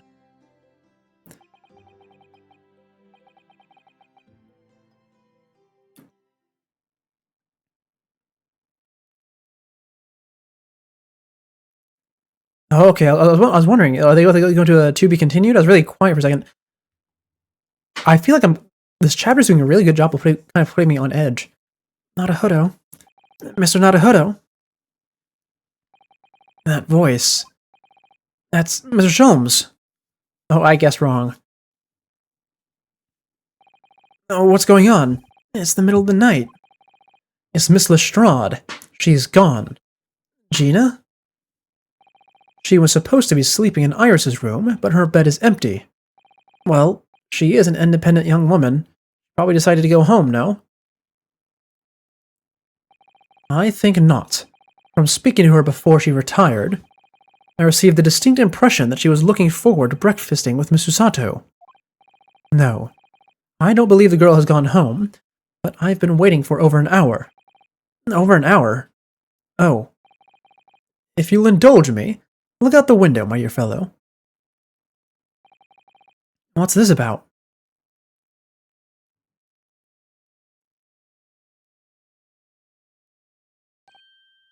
Oh, a light on in the pawnbroker. Wait a minute, why is there a light on at this time of night? That's Mr. Windybanks' pawnbrokery. Mr. Windybanks? Oh no! It's simple. Oh! Okay. Okay, I'm not gonna read the flashback because we just did this. But is she going to go rob him? Could Gina have gone to... It seems you have some knowledge of the situation, Mr. Naruhodo. Sorry? Oh, no, not really. Well, anyway, we must investigate. At once! Oh, at once! Miss Usato? That's a weird way to include her.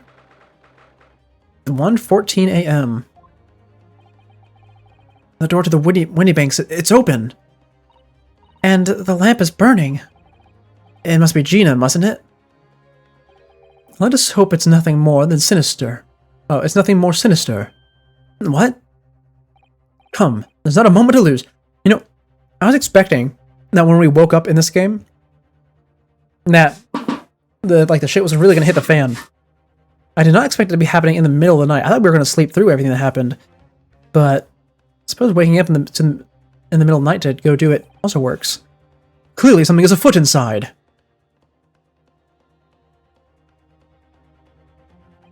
No way, she's not gonna be dead, is she?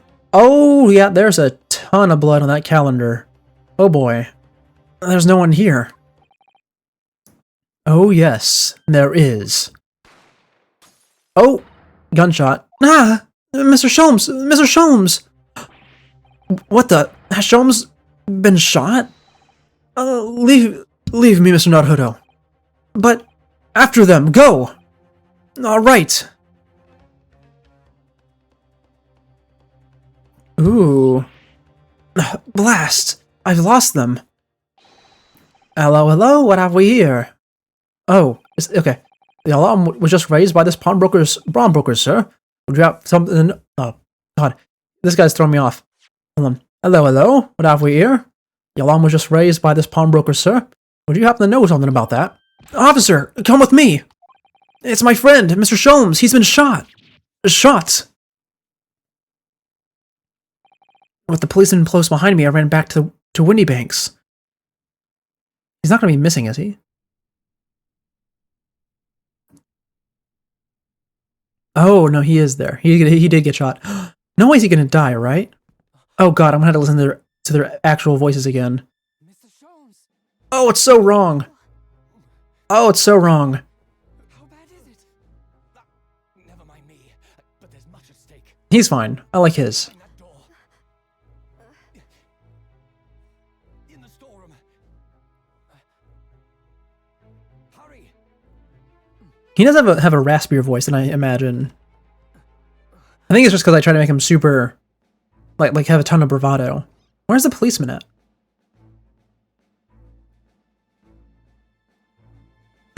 Oh, the shopkeeper's been killed as well. Or at least shot. Probably dead, yeah. Oh. And Lestrade is in there as well. Oh, God. Every time he opens his mouth, he has that British accent. It's so... Oh, there's our second to be continued. It's so wrong. It's so wrong. I know it's right. I know canonically it makes perfect sense. Because, you know, he learned to speak English from, you know, exclusively English people. But man, it just feels so weird. Okay, yeah, flashback to what we just did. Are we gonna be... Is it gonna be morning now? Is that what's happening? Behind that door, in the storeroom. Hurry! Oh, that's Sherlock talking.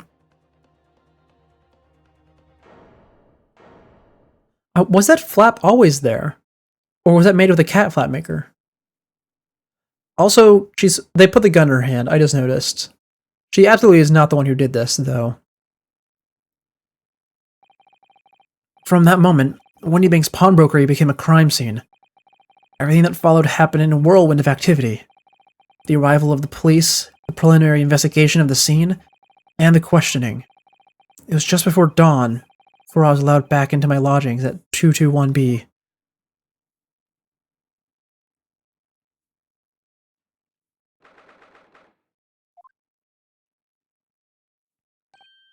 Oh, Iris.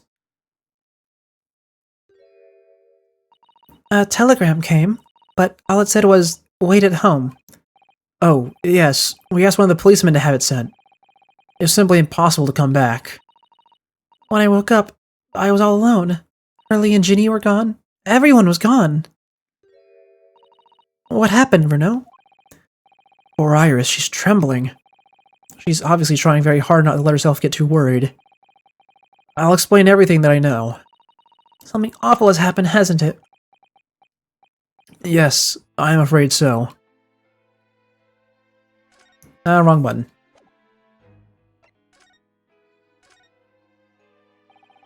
I'm sorry to have to tell you all this, Iris, but Mr. Windybank is dead. Oh, he is dead! Oh, I thought he was such a fun character, too. He was shot. We discovered it in the early hours of the morning. Oh, yes, I had a feeling. You did? Well, I saw all those police carriages pulling up outside his shop. So I knew something must have happened there.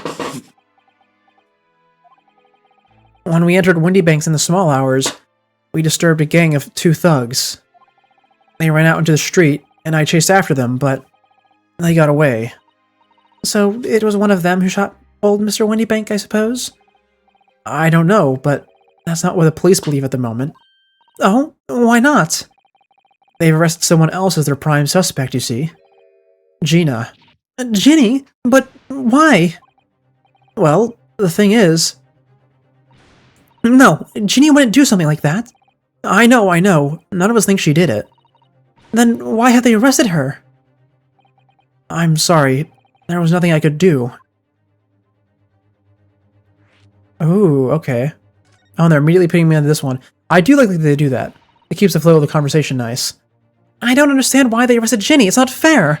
What about the 2 thugs that were at the scene? Why aren't they the prime suspects? After all... They shot Hurley dead, didn't they? But no. I mean, Mr. Sholmes isn't dead, Iris. This is all so horrible. The thing is, Mr. Windybank was found on the floor in the storeroom, where he keeps all the deposited articles. And the storeroom door was locked from the inside. I see. Oh, a locked room mystery for the final one. That's a good choice, But he wasn't alone in there. Gina was found next to him on the floor as well. Oh no! And according to the detectives who investigated afterwards... Don't tell me. There was no one else in the room? Yes, exactly. How did you know? It's the only explanation. Yes, the only explanation indeed. What do you mean by that, Bruno? Well? What can I say? I'm damned if I agree, damned if I don't. I was right, though, that someone in this room was going to be on the trial. Looks like we're going to be defending Lestrade. So, where's Hurley, then? Is he still there investigating the scene? He really ought to have some breakfast. It's not good for him to miss meals. I don't want you to worry, Iris, but I have some news about Mr. Sholmes.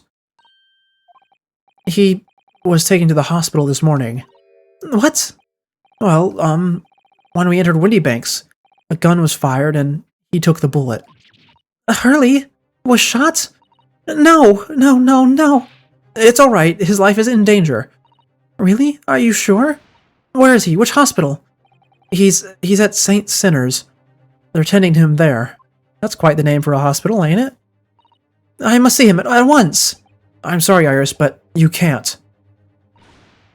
Why not? That's not fair. I'm a family member. I should be allowed. No, I mean, nobody can see him at the moment. He's not allowed to have any visitors. They're preparing to operate, you see. Ooh, that's rough. Oh, when was, like, actual good anesthesia made? I don't think it was made yet, was it? So that's gonna really suck for him. I mean, even if they do have the good stuff, he's gonna be real loopy. Because it's definitely not regulated in the slightest. Yeah, no, that sucks. That sucks real bad. To operate? Oh, poor Hurley. It was the 2 thugs who were in Mr. Windybank's shop. They shot Mr. Sholmes when we disturbed them, you see. It was pitch black inside the shop at the time. My mind went totally blank, I'm afraid. I just froze. After them! Go! After that, I ran out into the street, but... well, they were long gone. I shouldn't have hesitated.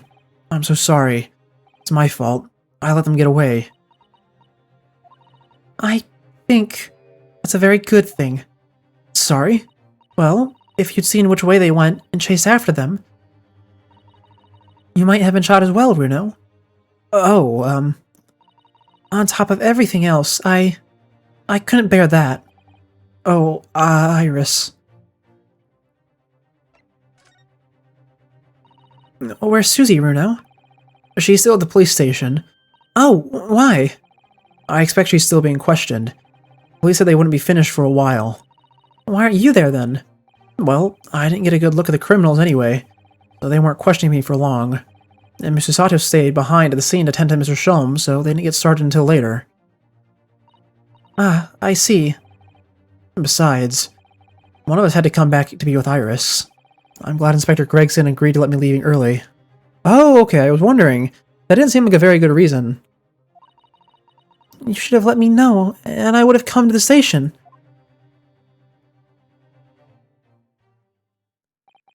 I'm afraid I'll need to go out again now, Iris.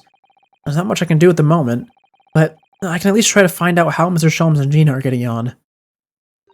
I want to go too. Take me with you, Runo. I can't stand just sitting around here waiting. I'm not sure how I feel about taking a 10-year-old child to the scene of a murder, but I don't want to leave her here all alone either. Alright then, Iris. Perhaps you can help me. Are we not getting Susato back? I just realized. Oh yes, I'd love to. Gina's at the prison. Mr. Sholmes is probably in his hospital bed. And don't forget, we have to visit the crime scene. We need to conduct a thorough investigation. Ah, I can see you're ready for action. Oh, I love it whenever a character with goggles on their head actually wears them. It's so nice. I imagine Iris would appreciate going to the hospital sooner rather than later. You know, I actually, I rewatched Gurren Lagann recently. I just finished it earlier today, actually. Watched the last episode.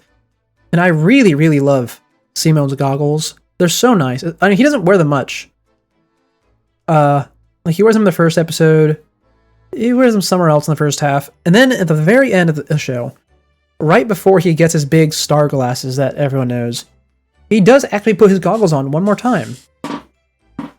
And I really appreciate that, because I think that it looks, I don't know, it doesn't always look great, but I really appreciate whenever characters with the goggles on their heads actually wear them instead of just having them be purely decorative.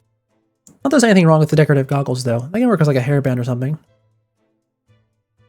Anyways, I wonder if we're getting Susato back this chapter, because she has a summons. We don't know anything about the summons. Other than it's for, like, the high... That's the second yawn, huh? Anyway, the summons is like from the high judicial whatever. Lord Strongheart, I think his name was. So she's probably going to be in questioning and then go straight there. So I don't know when the next time we're going to see her is. And it all seems rather important, to say the least.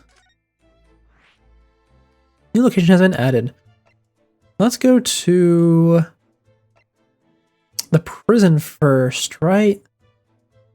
No, let's go to the crime scene first, shall we?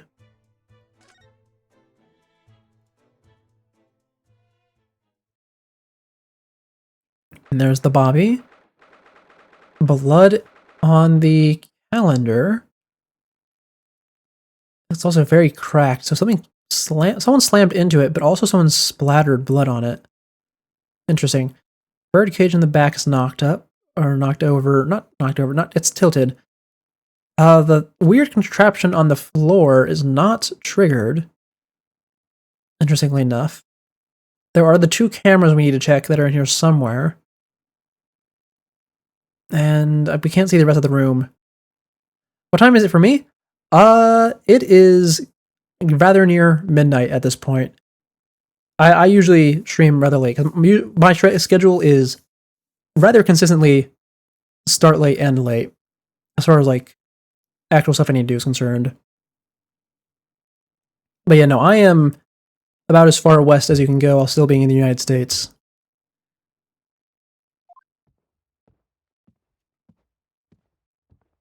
What else do we have in here? Oh, the lantern's broken. That's good to know. There's the cat flap on the door. I don't remember if that was always there, because we didn't get a good look at it last time, because the door, I think, was partially covered by the curtain.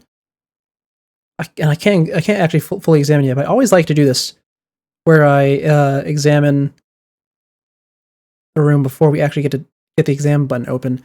Hold on, let me lean over. No, the shovels are undisturbed. I thought the top of the top of the shovel handle area, where there's the decoration on the counter, was a bit weird looking, but it's normal. Let's see. I don't see anything else on the ceiling, but we're definitely going to check out the music box. That's definitely going to be relevant. This is where it happened then, last night? That's right. Two thugs I told you about were obviously ransacking the place, looking for valuables. Ah, about 6 a.m. Yeah, that makes sense.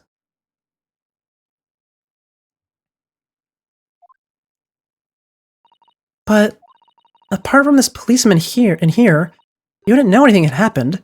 No sign of a disturbance. No, you're about right about that, actually. In fact, if anyone, it's the police who seem to be the ones doing the ransacking. I know what you mean. They're like a gang of organized criminals all dressed in black. Oh, yeah, I heard that. Ah, hello, sir. Oh, Inspector. Good morning. I suppose I ought to thank you for your vigilance last night. I got to the scene before it was disturbed, at least.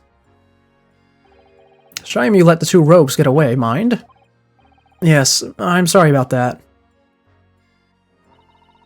I thought you'd assigned extra men to the beat around here, Gregsy. Now look what's happened. Hurley's been injured because there weren't enough police on duty. I don't think that has anything to do with the police not being on duty. I think that's just because he went into an active crime scene unarmed. Oh, actually, he wasn't unarmed. He always has a gun on his hip. Why did he not? Is it? I mean, it's not certainly not for show. You know, actually, I just realized it might be for show. It might be a gas gun like she carries. That'd be so strange, though. Ah, your ladyship. No one told me you were coming. I expect you to take full responsibility for what happened to Hurley and see that he has the very best medical care. Of course, your ladyship. The very best doctors in the capital are tending him as we speak. Oh, I forgot that he had this whole weird, like, respect for her. This came up very briefly before. In the previous chapter, actually, at the beginning. Whenever we gave him the letter of introduction. Yeah. Apparently, she pays him to feature in the stories, even though he's not particularly happy about it. I wonder what's up with this. And I don't think it's Runo's fault that the rogues managed to get away, is it? Chasing criminals is the police's job. Absolutely, your ladyship. As you say, ma'am, as you say. Well, the gent in the black is totally blameless. Everyone's in agreement about that. Oh, he's talking about me. I wonder who he was talking about. I even started in the conversation because I'm thinking about it. Would you believe it? He's like a completely different person with Iris. Talk about a personality change. Oh, where are me manners? Are you thirsty, your ladyship? Perhaps you'd like some juice? Some nice, refreshing fruit juice? Oh, why? Are you thirsty, Gregsy? I have some of my special herbal tea with me, if you'd like some. Oh, and he really likes it, huh? You know, that reminds me, I should actually drink water. I have not done that a single time this stream. And it's a rather bad habit of mine to do that.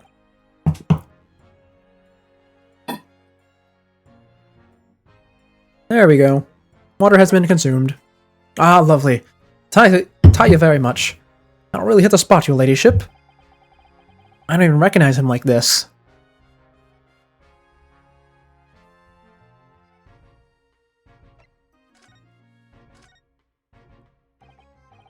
You know, I gotta say, the music in this game, it's really, really good, right? And there's no doubt about that. It is performed and composed wonderfully, and they do a good job of making it fit the mood. Especially, I think, what was it in like the previous game? Yeah, hydrate. You know, a lot of people have been saying that recently. Even Toadlet, who was in here earlier, was saying that. I think she's actually the first one I heard it from. Yeah, I even heard people in real life say that. Like, during June, when I was out on that work trip, there was a medical staff on duty, and they had a whole thing where they gathered all this up and they went, okay, guys, listen, I know that you can take care of yourselves, but it's hot. Because June was actually absurdly hot, you know, thanks to global warming and whatnot. But Yeah, and she said hydrate or dihydrate to us, and was I was kind of shocked because I had only heard that phrase said a few times online before, but apparently it's really making the rounds. What was I saying though? The music. Right, music is really great, but I don't think, oddly enough, that it's going to be something that sticks in my mind.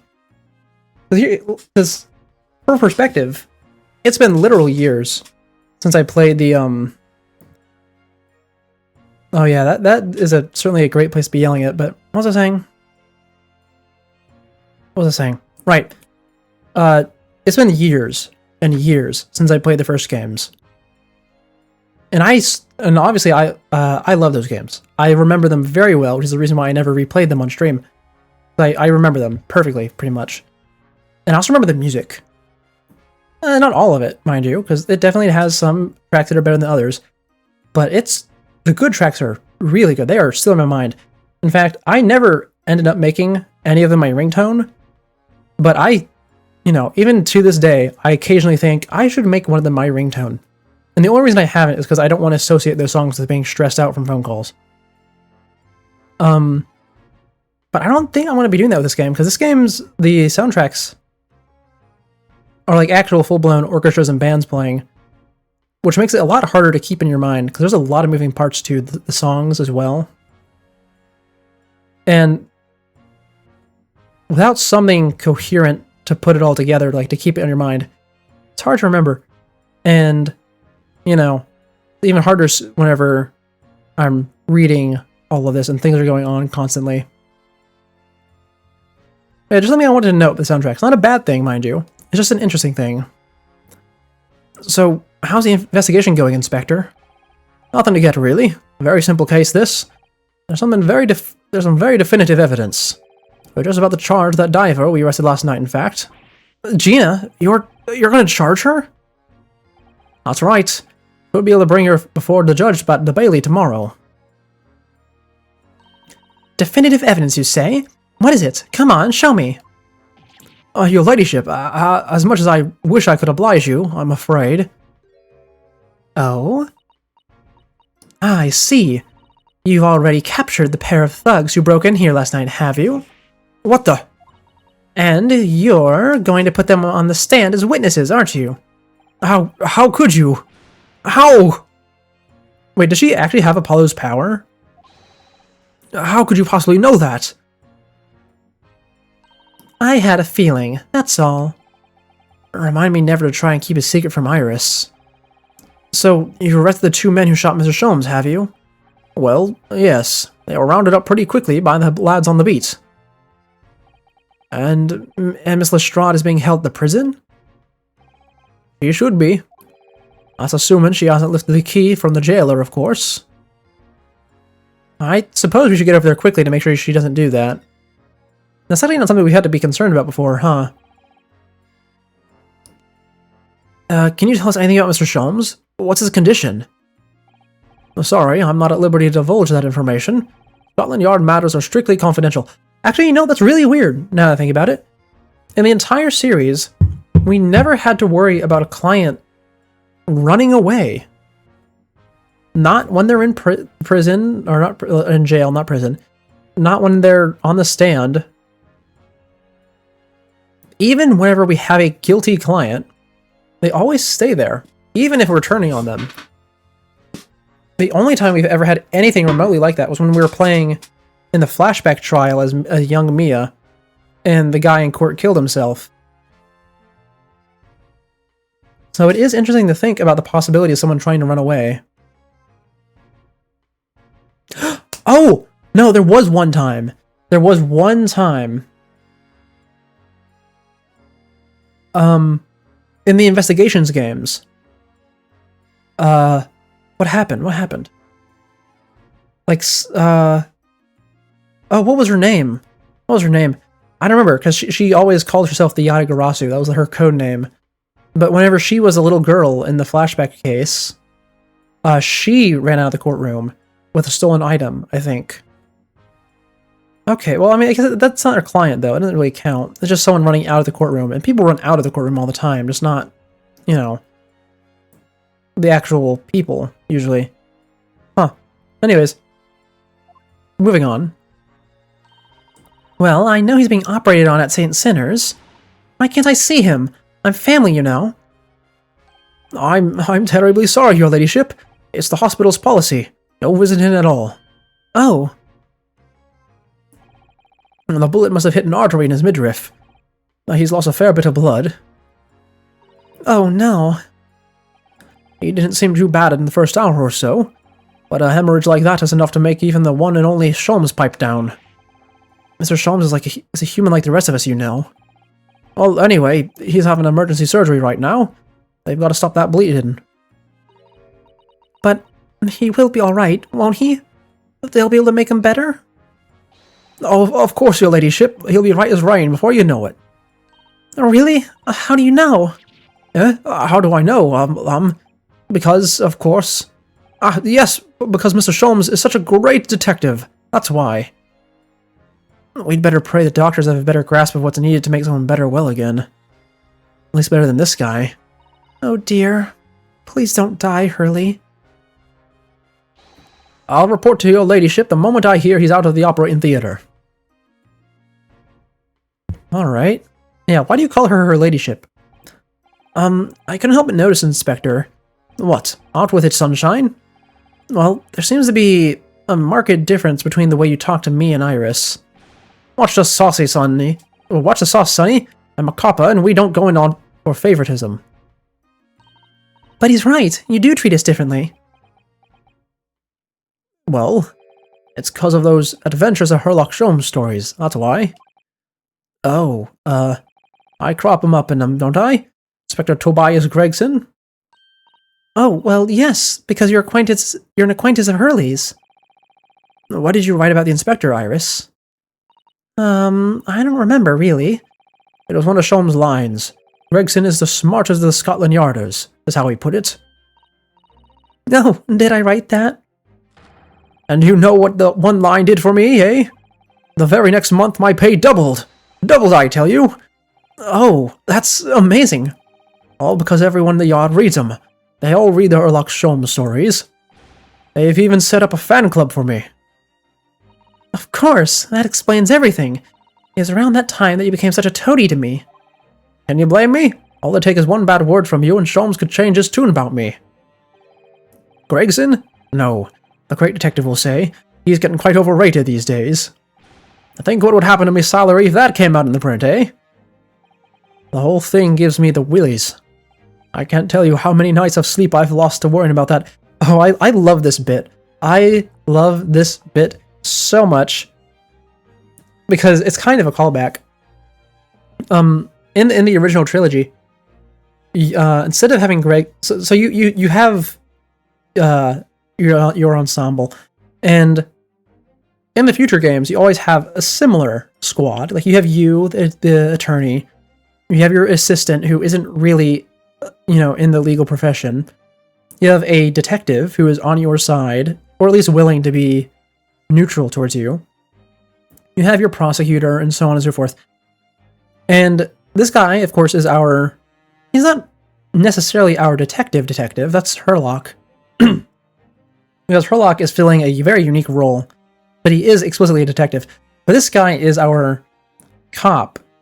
Because in this game, cop and detective have been split into two different roles, which they kind of were before. Because Gumshoe, your original cop buddy, is not a very good detective. You are the one doing the detecting most of the time. But he had a bit, Gumshoe, I mean, where every single time he would help you, it would get reported, and his salary would get cut.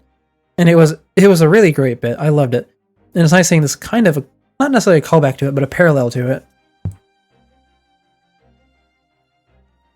The whole thing... Alright, I read that one. But now it never happened, Gregsy. Every month when the new Rants magazine comes out, my hands are trembling as I turn the pages. Oh, how awful for you.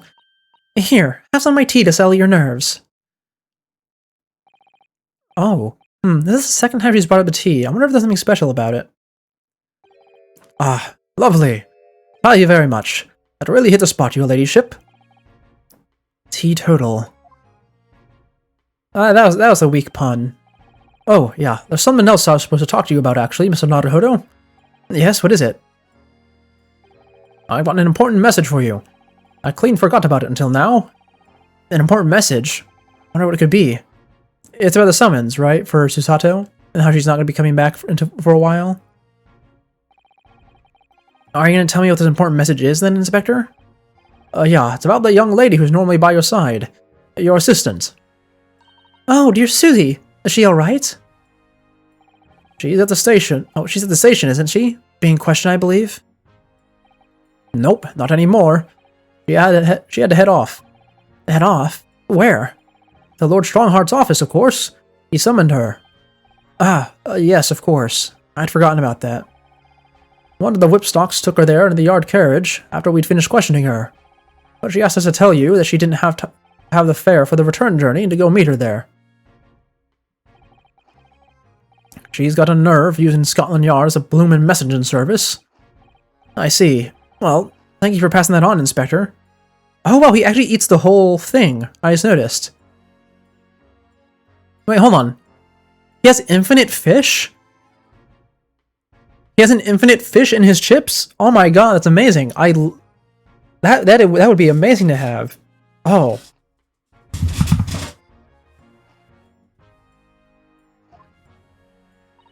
Why did Susie have to go to see the Lord Chief Justice? She didn't tell me, actually. But I'd better head over to the Lord Chief Justice's office to fetch her right away. Aye aye. Now before we move on, I would like to examine here. Does anything happen with this music box? Alright then, let's see what we can uncover. Oi, what do you think you're doing there, Sunshine? You can't touch anything in here. Oh, but we were hoping to help investigate. This is a crime scene, for Pete's sake, no touching. What's the problem, Gregsy? Runo's a lawyer, you know that. Oh, I'm ever so sorry, your ladyship, ever so sorry. The rules and regulations are a thorn in my side. Of course, if Mr. Naruhodo was to have been properly appointed by the accused, that'd be another matter. The accused? If you show me some representation papers, I'd only be too happy to let you nose around. Did you hear that, Runo? You need Ginny to sign some representation papers. Looks like presenting the detective here the correct paperwork is the only way. Okay. That's how they keep you running in circles. Got it. In that case, let's move on, shall we? New location has been added. Before that, let's check out outside on the street, just in case. Okay, I didn't think there'd be anything out here. Right? Yeah, nothing here. Oh, you know, I have expected to see Herlock just show up when I looked back. He has a penchant for just appearing out of nowhere. But I forgot that he has a bullet in him right now. Let's go to the Chief Justice's office for now. Pick up Susato. Or maybe not pick her up. Whatever happens, happens. That is a long thing. I'm glad I skipped that one.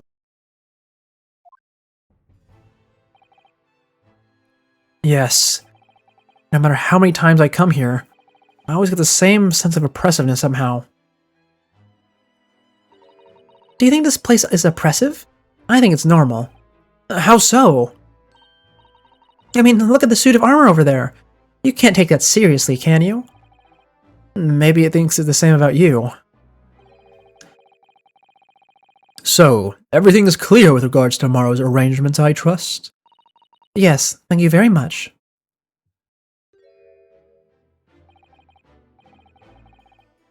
There they are. Susato-san and Lord Strongheart. You know, it's been so long since he's been on screen, I kind of forgot how I voiced him. I wonder what they're talking about. They're both very serious looking.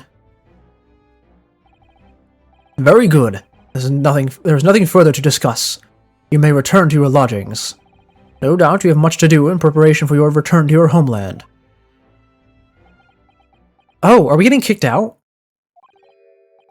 Wait, what did he just say? Your return to your homeland? Susato-san? Oh, I think I need a different voice for Strongheart. Oh, Mr. Naruhodo? What was that all about? Oh, what was that all about? Ah, Mr. Naruhodo. Thank you for coming to collect your colleague. What's this all about? Why are you talking about Miss Usato's return to her homeland? And tomorrow? Yeah, is she actually getting deported for real? Is it a... I wonder. They could be doing the racism thing again, but they haven't brought that up in a while, so I don't think so. I mean, like, it's been subtly present in like the trials, but it hasn't been explicit since like chapter 1. Tomorrow? But what about Ginny's trial? You mean she's been formally charged now? Oh dear.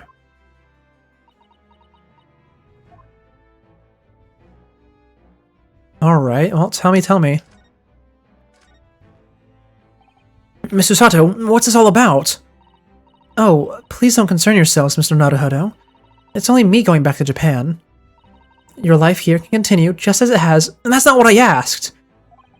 What happened? Why are you leaving? It's my father. He's fallen ill. Oh no! Oh, that's not what I thought was gonna happen. Professor Mikotoba? Oh, right, we did meet him all the way back there. I almost forgot that she, like, her father was actually a character. I thought this was out of nowhere. Okay. If I may... yes, sorry. You must be the defendant, Oyanosuke Naruhodo, I believe. Yes, that's right. My name is Eugene Mikotoba. I'm a professor of forensic medicine at Yume University. We received an international telegram from the Empire of Japan informing us of the news. 10 days ago, Father collapsed with a fever. Cause is apparently unknown. And it seems he grows weaker but day by day. I don't believe it. As you are aware, the voyage from here to your country's capital, Tokyo, takes some 50 days. I thought it would be prudent to hasten Miss Usato's departure as much as possible. Yes, absolutely. So she's not going to be here in the second game, then? Is it just going to be Naruhodo and Britain by himself? I will leave London first thing tomorrow morning. I can't believe this is happening.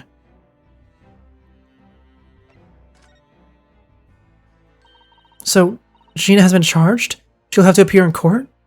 Yes, she was formally charged a few hours ago, and the date of the trial has already been set for tomorrow.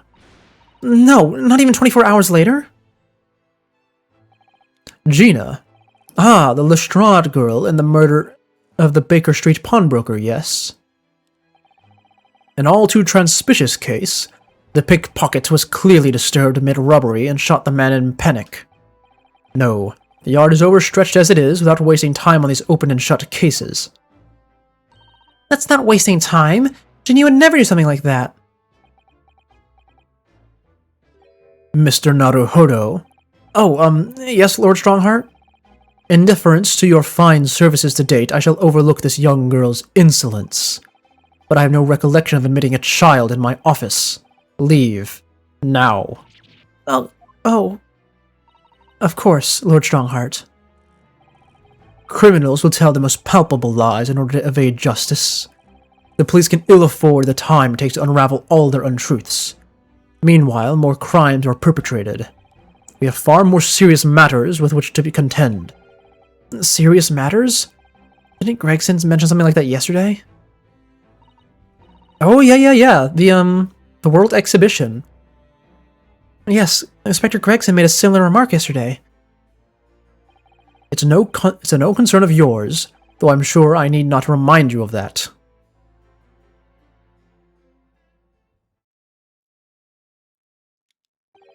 "3 minutes precisely until my next meeting. You must excuse me." There's just one more thing, Lord Strongheart, which is, it's Miss Lestrade's trial. I wonder if you might permit me to defend her. A timely suggestion. Sorry? The girl currently has no representation. But that's not fair. Yes, she may be a pickpocket, but she still deserves a fair trial. Do not misunderstand me, young lady. The government provides for those too poor to afford representation with a public defender. The accused need only sign the relevant paperwork, and a defense barrister will be assigned to the case. However, the young girl in question has refused that right. Why would she do that? A question you would do well to direct at Miss Lestrade herself. You'll find her at the local prison. Yes, thank you. Now then, it's time I was leaving. Good day to you. I really do quite like him. What a day. Being charged with murder? Susato-san about to leave? Come, Mr. Naruhodo. Iris, we must make haste. But, Susie... You're leaving for Japan tomorrow morning, aren't you? Don't you have packing and things to do? As Mr. Naruhodo's judicial assistant, my personal circumstances are of no consequence. My sole purpose remains to help you in whatever way I can. Thank you, Miss Susato. That's a very pensive look. Alright, if I'm honest, this has completely thrown me off. I'll just have to do what I can as a lawyer. You know, I really do like Strongheart. It's interesting. There's not often an intimidating authority figure in these games. The sixth game had them, because the sixth game was all about authority figures. They were the main thing, actually. But in the other games, not nearly so much. I think the last time there's a big authority figure outside the sixth game was all the way back in the first one, with the last two chapters, with the actual last chapter and then the DLC last chapter. In fact, I'm most certain that I've noted it before, but Strongheart really reminds me of Damon Gant, the chief of police from the first game. But even though he reminds me so much, especially with his eyes, he has such complete opposite vibes. Because when Damon Gant shows up, the moment you hear his music play, he is in control of the situation. He is the dominant figure in the room. Everyone has eyes on him, ears on him. You are not interrupting him. He is here to, do his job and, well, make sure other things go good, go right, through whatever means necessary. But then you have this guy, Strongheart, and similarly, he is big, menacing, imposing authority figure. But he seems so much more reasonable. Like, he isn't talking down on you in the same way that Gant does. And he's much more open to listening after he's made a seemingly final decision. Like, he said he's going to leave. And then, Naruhodo made a suggestion, and he listened. Which Gant would have done the same thing. But he would have had a very different demeanor about the whole situation. Even if he agreed. I don't know. I just love seeing how different they are, and how similar they are. It's so interesting. Anyway, we probably need to go to the prison next. I assume that with the hospital, we aren't actually going to be able to go in and see Sholmes until we've done everything else, but just in case, let's check. Why not? Let's see what it looks like.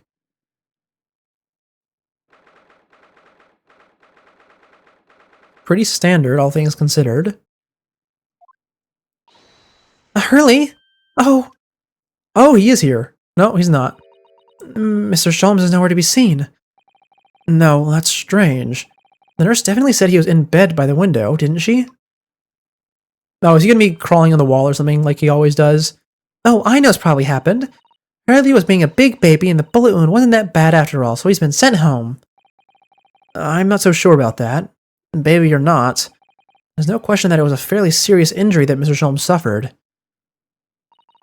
Yeah, the bullet was stuck in him. That's like the worst case scenario, pretty much. Oh dear, I do hope Mr. Sholmes will be alright. Hello, what have we here? Is this a Bobby? It is. This ward is off limits, no visiting. So what are you doing in there, eh? Well, I'll have you know, we're Hurley's next of kin. Eh? Oh, well, begging your pardon then, ma'am. little lady in the curious Eastern pair. Great mystery solver, and it's a mysterious family, eh? If that's how you see us, sure. Where is he, Constable? Where's Hurley? I believe he's currently in the operating theater, ma'am, undergoing an extensive operation. Extensive? It's been several hours since he went in. Oh my. Has there been some kind of problem? Well, it doesn't appear to be working, you see. The anesthetic, that is. Oh, I knew it! Oh, I knew it! We're in the wrong time period for that to be working well. Oh, that's gonna suck real bad. I remember way back in high school, my history teacher, who I had for several years because she taught a lot of classes, definitely did not shy away from the more gruesome parts of history. It's not like she went out of her way to make things gruesome. No, she just didn't have well, she did have. She had a very, very small amount of censoring, in terms of what she thought was okay and not. So, we learned about how horrible surgery was, because the history of medicine, very important thing to learn about. In fact, it was not necessarily history of medicine. Well, no, yeah, history of medicine was actually a pretty big topic in one of her classes. So yeah, no, surgery during this time really sucks. No! I've heard a report that the gentleman claims he may have had a little too much to drink last night. Coffee, that is. Anyway, I think it would be fair to assume that he won't be back here for several hours yet. I see. Thank you, Constable. Perhaps we should leave and come back later. Oh, poor Hurley. At least they're taking it the more humorous way, in the sense that he can't go under because he had too much coffee, and not that he can't go under and they're doing it anyways. Anyway, let's go get our paperwork done, shall we? Local prison cell 13.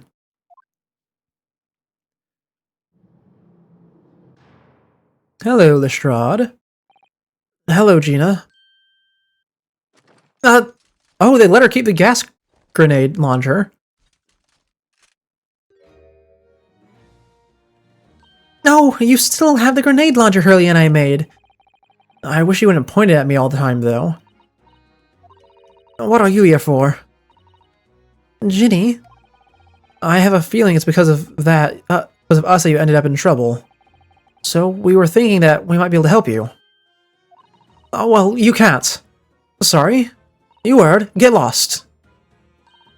Don't be like that, Ginny. I know you didn't do it. You never shoot someone. I just know you wouldn't. You think you know me? I'll pull the other one. Oh. You ain't got the first idea about the likes of me. I'm a thief. I pinch people's purses when they're walking down the street. That's how I get by. And if I saw me chance, I'd sneak into a pawn shop any day of the week. Just to see what I could get my hands on. Get it? Well, that's the kind of person I am. They had a really, really long, weird pause there.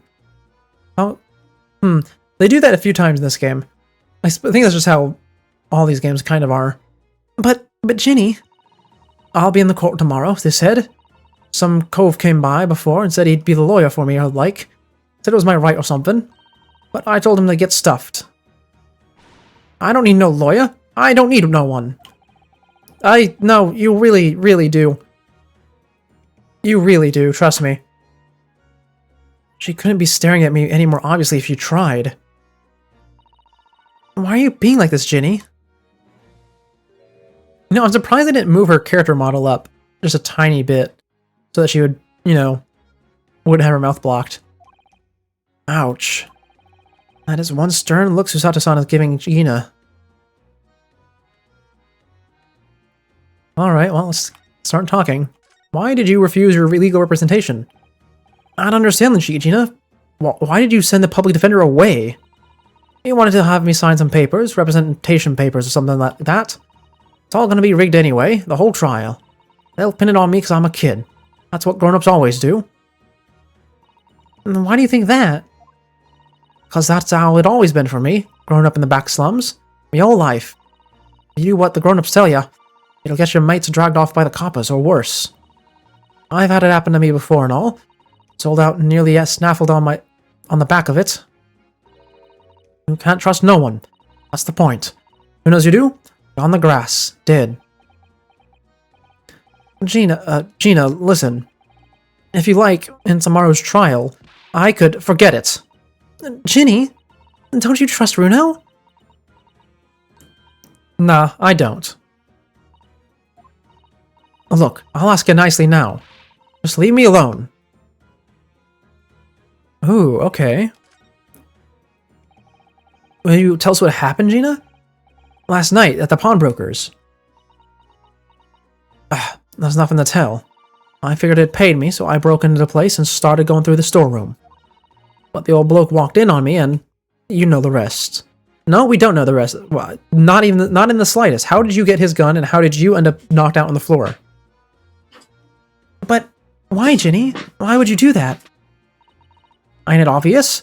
The place is full of stuff I could sell for a shilling or two. Diving ain't easy, you know. It's a lot of work, and half the time you don't even get nothing. Is that really why you broke into that place? What? Are you sure the true reason wasn't something else? No, give it a rest. What would be the point anyway, eh? Nothing I could say would make a blind bit of difference. Please tell us, Ginny. We believe you, whatever it is. Believe me? Oh, don't be daft. You can't believe nothing. Everyone lies all the time. And you know what? When it comes to liars, I'm the biggest of the lot. I've told some unforgivable lies, I have. What do you mean by that? What unforgivable lies? Oh, I'm still convinced that she's gonna, like, turn out to have family or something. And that's the whole thing going on here. Right? Probably.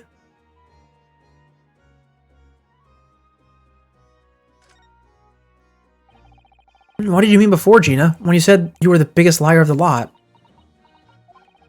Why don't you tell us what these unforgivable lies you told are? Maybe we can help. Sorry. We're out of time. They're gonna want to question me now. Ginny, please. Oh, yeah. I wanted to give you this. Something to remember me by. A small white cat photograph. A photographic print of a really adorable cat. I found it on one of the pockets in this coat. Ain't no point in me having it. I wonder what a little photograph like that was doing in a pocket of the overcoat. Oh, that's the second object. Okay, so the dual disc theory with the music player is wrong. Anyway, don't bother coming again. Bye.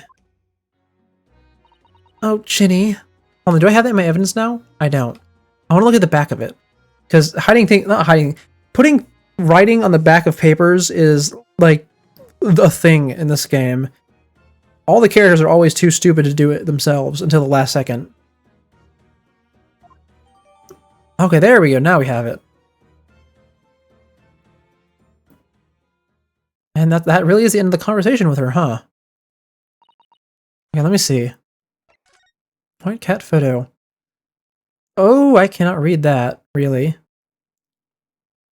Okay, someone's name up here in cursive in a way I can't read it. Date deposited, 13th of February, 9 p.m. Article deposited, 1 small box. Loan amount paid, 10 shillings. Redemption deadline, 13th of April, 9 p.m. And there's a stamp, there's a signature. Only I could read this name. Look on the back of the print here. There's something written on it. 13th of February, 9 p.m. Article deposited, 1 small box. Oh, this is what I just read. I'm not going to read that again. So this photographic print is a redemption ticket? For an article that was deposited 2 days prior to the incident on the omnibus, it would seem. Yes, a small box. That doesn't tell us much about it, does it? It's probably the music box, if I had to guess. Perhaps it contains some valuable memories, or mementos. I can't help but wonder. Presumably, Mr. McGilden never redeemed the article in the question, since he still had the ticket. So isn't it possible that the box is still present somewhere in the shop? Yeah. If it's something Mr. McGill deposited, we need to investigate. There we go. Pawnbroker's ticket. Gina, I wonder if you might hear me out. There's something I'd like to say. What? I'm sorry to say, but I must reluctantly bid you farewell. Eh? Farewell? Tomorrow, I must begin my journey back home, to Japan. I fear we may never meet again. Oh, right. I've had the pleasure of meeting so many lovely people here in London. I have so many wonderful memories. And yet, as things stand now, it will be a glum parting indeed. Poor Iris is so miserable. Susie? Well, that ain't my business. Both Iris and Naruhodo believe you to be innocent, Gina. They've put their faith in you. But somehow, you can't find it in your heart to put your faith in them. Yeah, that's right, I can't. What of it? It grieves me greatly to say goodbye to my friends when they're so clearly unhappy. Because of you. What? It's my fault? Yes. So I have one final request, Gina, before our paths never cross again. Right here and now, I want you to show both of them that you don't deserve the faith they've invested in you. Eh? Only by doing that will you truly be as alone as you claim to be. That is not the way I thought she was going to go, but you know, this definitely works on her better than asking her to sign the papers as her final request. What are you talking about? What do you expect me to do, eh? You've told us that everyone lies. So prove it by admitting one of your own untruths. What about what you said before, Ginny? You said something about unforgivable lies. You must tell Mr. Naruhodo and Iris that truth now. That is my last request before I leave. My last request as a judicial assistant. No, I can't. Whatever these lies are, they're obviously weighing very heavily on Gina's mind. Gina, I could be wrong, but is it something to do with what happened 2 months ago? Something about that trial? The one in which Magnus McGilded was acquitted? The case of that mysterious murder that took place inside the omnibus. You were called as a witness by the prosecution. Is that what this is about? Yeah, you're right. Because in that trial, I lied. I lied like you wouldn't believe. Will you tell us about it now? I do not remember anything she said during that trial. It has been so long. Like, it's been so unbelievably long. Luckily, until a little while ago, I forgot that she was even in that trial.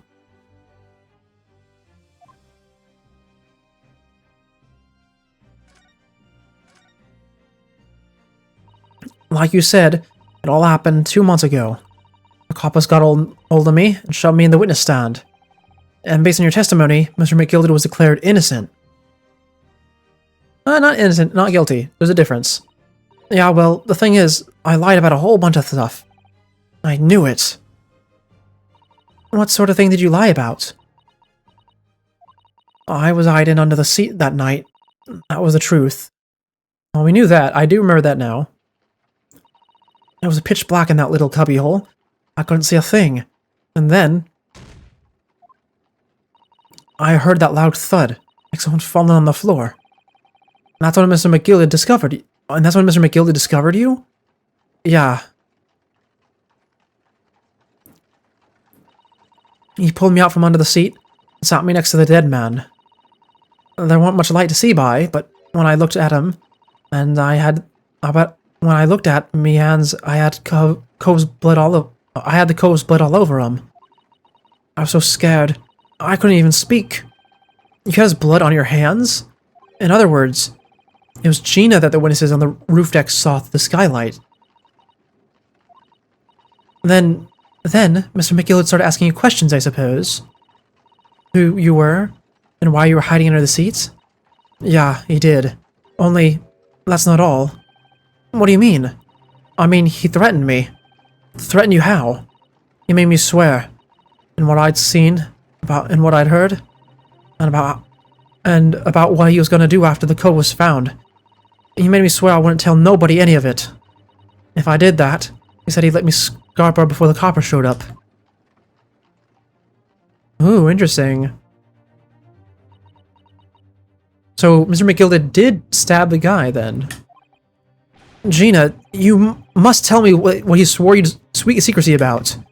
What you saw, what you heard, everything. Oh, she's being... Oh, wow, there's a lot. You said Mr. McGilded made you swear not to tell anybody what you saw. But you were in a pitch-black compartment under the seat the whole time, weren't you? Yes, with Mr. McGilded sitting above your head, if I remember correctly. Yeah, that's true, but... It was when I heard the thump of the cove hitting the floor. I let out his little scream, see? Couldn't help it. Mr. McGilded heard that and dragged me out by the arm. And that's when I saw it. On the floor next to the old geezer, what I'd been stabbed. A disc, all bright and shiny. A disc? Do you mean... Yeah, that's it. The one what the D took off of me at the Windy Banks. So the music box disc was there, on the floor of the omnibus. Not for long, McGilded spotted it straight away. He picked it up smartish and stuffed it inside his pocket. So that disc was in the omnibus 2 months ago at the scene of Mr. Mason's murder. And the bog trotter told me. I want to mutter a word of it to no one. Alright, and what about the other stuff? This is getting really interesting. Because it was so dark under the seat in the cab, I was straining me ears the whole time. After a while, I heard the door open and footsteps inside the cabin. Presumably that was Mr. McGilded getting on board. Not only him. Oh, because I could definitely make out the footsteps of 2 people. 2? I wonder if the other one's that guy in the white suit from last stream? In that case, it would seem likely that it was Mr. McGilded and the victim. Mr. Thrice-Fired Mason. Okay, no, it's Mason. In his testimony during the trial, Mr. McGilded claimed he slept during the carriage ride.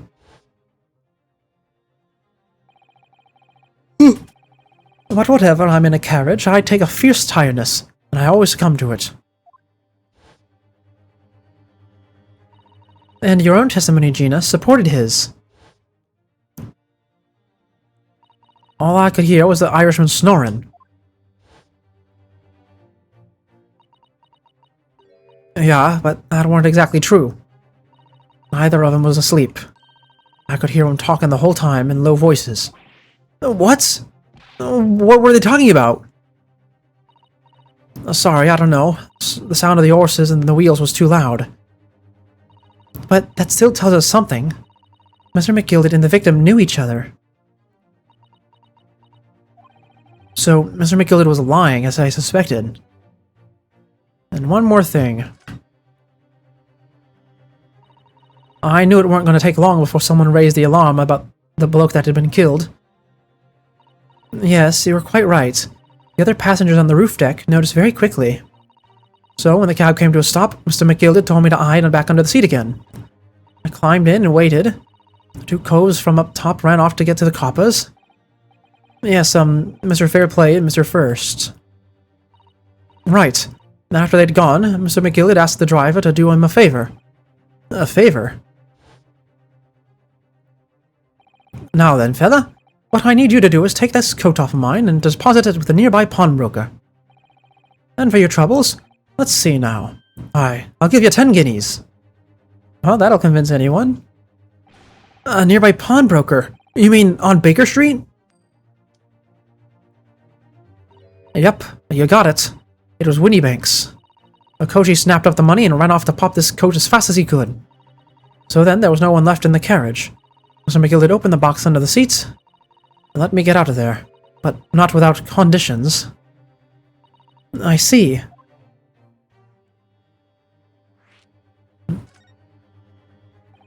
What were Mr. McGilded's conditions then? For letting you go free, I mean. Not telling a soul, not for anything, about what I saw and what I heard. And there was something else as well. There's more? Yeah. This is the most important thing, he said.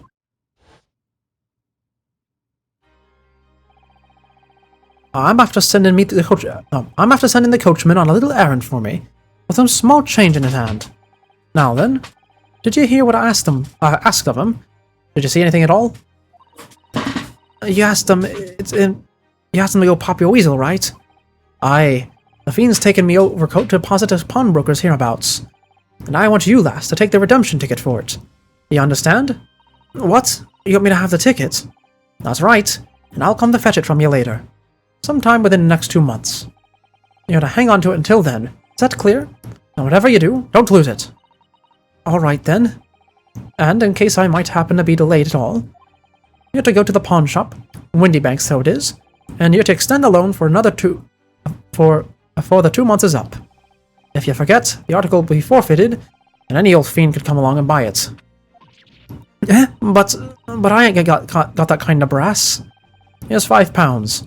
That should be enough. Do we understand each other, lass? Don't try anything funny now. You go against me. Yeah, I get it. Good. And one more thing. Ting. In a few days from now, you'll be visited by the police, no doubt. The coppers? Aye. They'll come asking you to take the stand in court. Testify as a witness. So let's just have a wee chat about that, shall we? What is it that we might say, and what it is that we won't?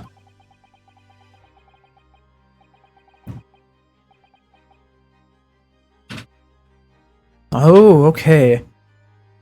Interesting. Mr. McGilder was a lot more sinister than I thought. After he'd gone over it all, I piked it, but as far away from there as I could. I hid the pawnbroker's ticket in some bushes near the scene. I went to fetch it the next day once I got dark. So Mr. McGill planned it, and coerced Gina into giving false testimony.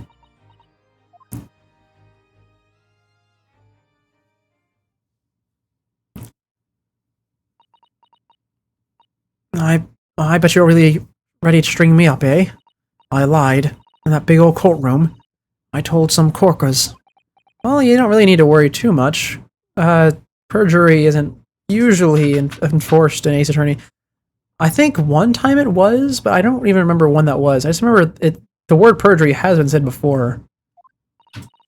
The thing is, he said it would make it so we couldn't live in the East End no more. That's what he threatened me with. What a wicked man. He knew everything what went on in the back slums. He knew we had no one to look after us, and we was all just looking out for each other, getting by together. So you mean, Mr. McGilder would have... In an heartbeat, he could have had us all chased out if he wanted to us. If I wanted to. And then, where would we have gone, eh? Nowhere, that's where. So, I didn't have no choice. Thank you, Gina, for telling us everything. But I'm for it now, eh? Go on, admit it. Well, you can make amends by doing me a simple favor. A favor? What? Sign the representation papers for tomorrow's trial. Eh? If you don't actually want me to represent you in court, you can rip it up later. But we need that paperwork or else we can't investigate. The police won't let us. Investigate what? The scene of the incident last night. Mr. Sholmes was shot, you see. You what? Hurley's having a big operation right now, Ginny. Is it that bad? Is he gonna be alright? Sholmes is gonna be alright, right? That's why I want to investigate. For Mr. Sholmes' sake as much as anything. Ugh. Right. What you're saying is, if I sign this bit of paper, everyone's happy, is that it? Something like that. Mr. Sato? Yes, of course. I have the representation papers right here. Ugh.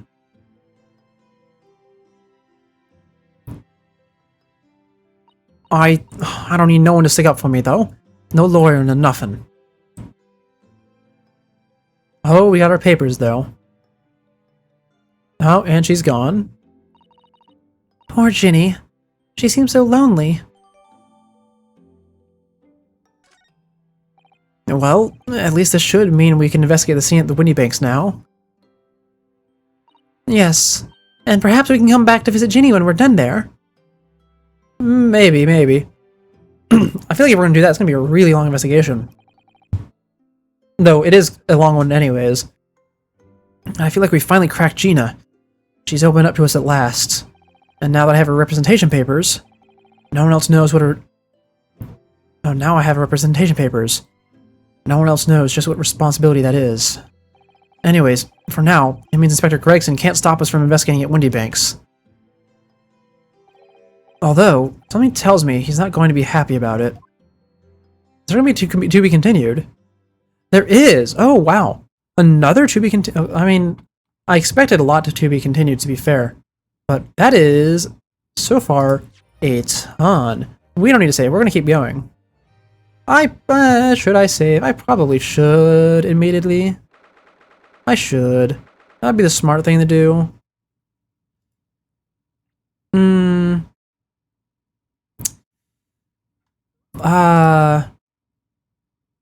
You know,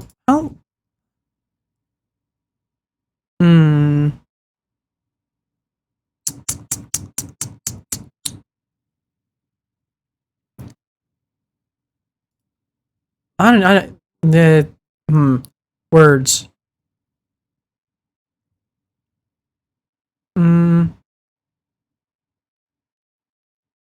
Okay, you know what, never mind. Just keep going. I was thinking of something, but it's not that's not gonna work, no.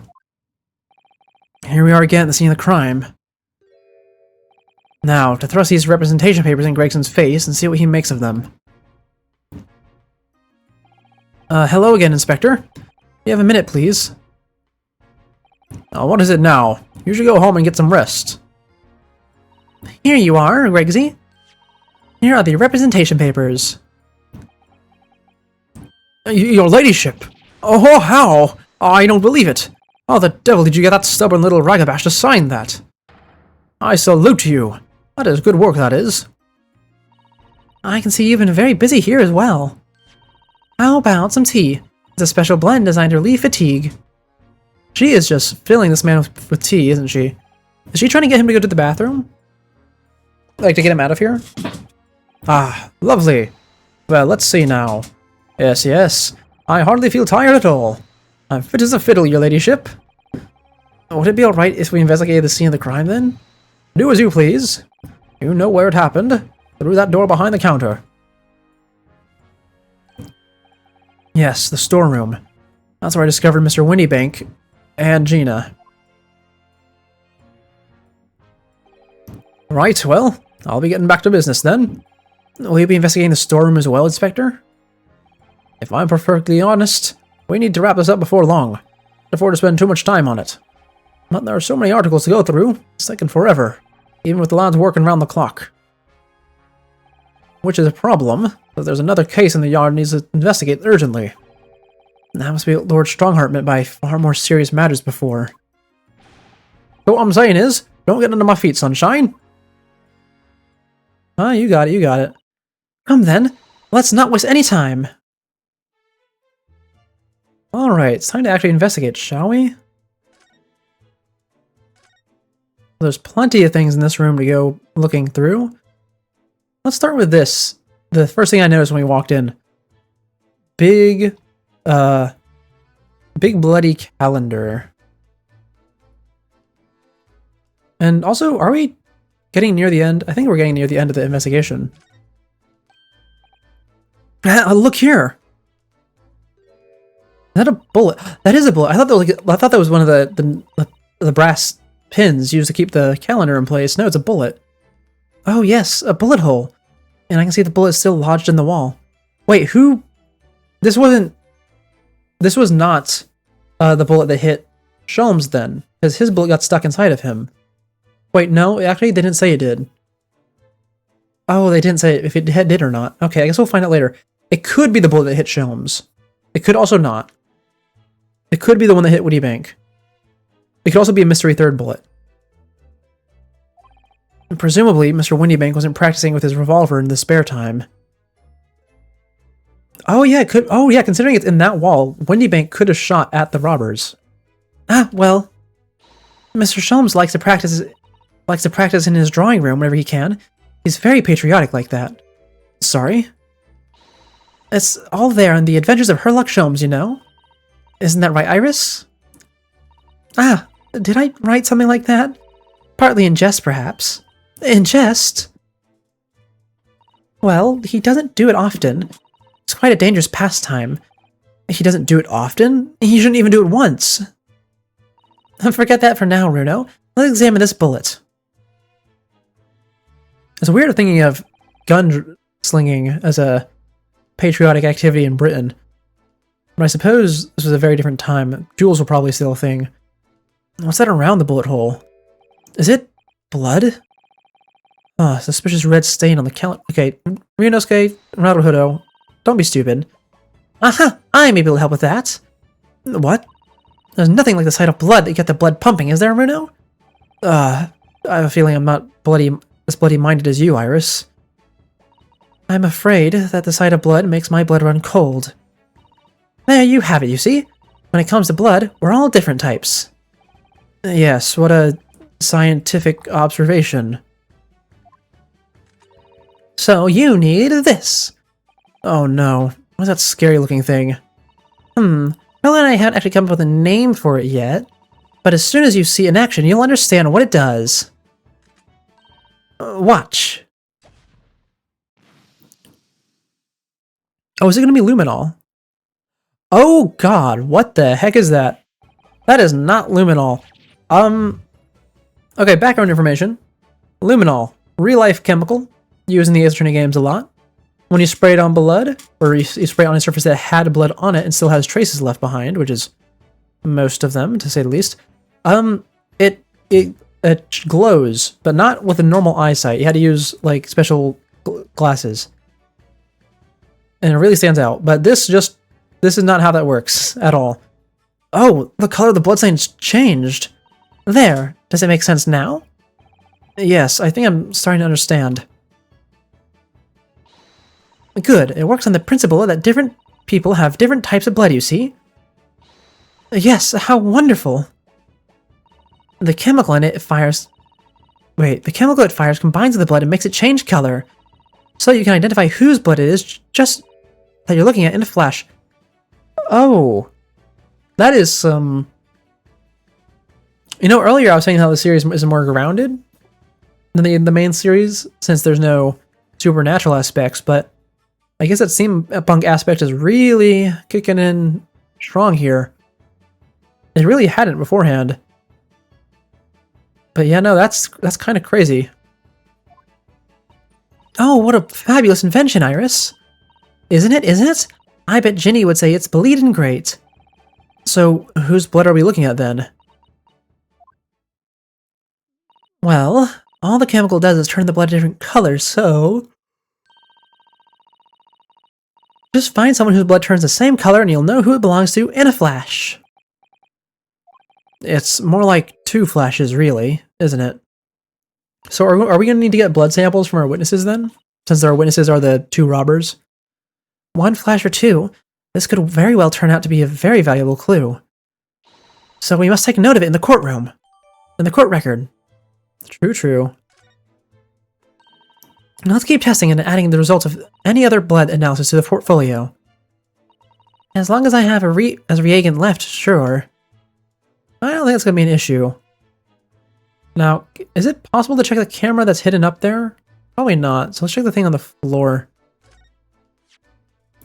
I'm fairly sure this is this contraption here yesterday as well. Here we are, though I'm not confident I can get it closed again.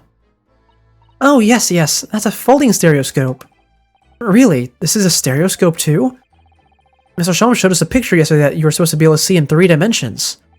But for that, he used that great big contraption over there. Ah, well, that's for use in public houses and places like that. It contains a carousel with all sorts of pictures inside. But this little thing is much simpler designed for the use at home. There's a special shop selling prints you can use in them. I have a little collection myself. I wonder if I can make money out of these in Japan. It'd be keeping my toilet sparkling clean anyways. Oh, okay, really, nothing about it. I thought the stereoscopes would come in more. There's 2 of them here. This is that strange contraption that lets you see pictures of things as if they were right in front of your eyes. Makes you think. Mr. Sholmes gleefully showed it to us yesterday. We were blissfully unaware that any of this was about to happen. Okay, really, they are just not useful. How about the music box? We looked at that too. And that's a music box. Do you have them where you come from, Runo? Yes, but I've never seen one as large as this in Japan. Oh, well, this will be a treat. Shall we have a listen? Is it gonna be broken or something? No, it works. What do you think? Isn't it a pretty sound? It's a beautiful sound, yes, but it's a little hard to enjoy when all the policemen in the room are giving you fierce looks. Never mind that. If any of them say anything, I'll tell Gregsy to have a word. Iris Wilson, superintendent of the Scotland Yard, huh? Okay. I'm surprised that those didn't have anything in them. Can I really not check the camera up there? I don't even get my reticle doesn't focus on anything. How about this down here? Can't focus on the thing broken on the floor either. Okay, how about this? There's an article ledger here, and Mr. Winnie makes notes, and... Huh? What's that? It looks like someone has left a little photographic print behind. Oh, look on the back! There's some writing. Is there? Oh, show us, Susie, show us! It's this... Hold on. Okay, so this is the other ticket, the one for the overcoat, but it has blood on it now. I don't think it had blood on it before, did it? I mean, we didn't see it before, but I'm going to assume it didn't. 15th of February, 10:30 p.m. Article deposited, one gentleman's overcoat. Can I look at the other one really quickly? 13th, one small box. Small box, huh?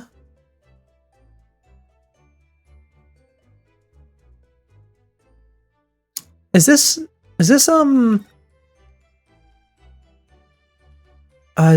Herlock's ticket? It might be. The loan amount paid, £1. Redemption deadline, 15th of April, 10:30 p.m. A gentleman's overcoat pawned for £1? Clearly it was a very fine coat. In fact, I think... Yes, this must be the ticket for the overcoat that Ginny redeemed yesterday. And is still wearing. Which belonged to Mr. McGilded. I would have never expected the redemption ticket to be handwritten on the back of a photograph, though. It seems Mr. Winniebank just used whatever piece of paper he happened to have on hand. But this photograph of a cat looks very familiar, doesn't it? I'm sure we've seen this exact picture somewhere else recently. Oh, yes, you're right. Very recently. It's the same as the one Ginny gave us earlier. Of course, I was forgetting that she gave us the print. Well, what are you waiting for then, Mr. Naruto? Get it out! Alright, let's get the cogs turning. The photo is slightly different. No, they're not exactly the same. They're slightly different. Looks like they were taken one after the other, though. So they might as well be the same. Yes, they are exactly the same.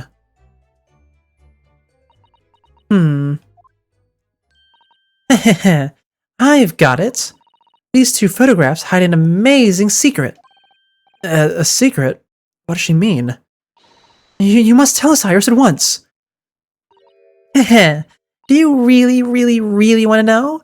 Yes, we need you to tell us all you know about this pair of photographs. Oh, it's going to be a dialogue thing. Oh.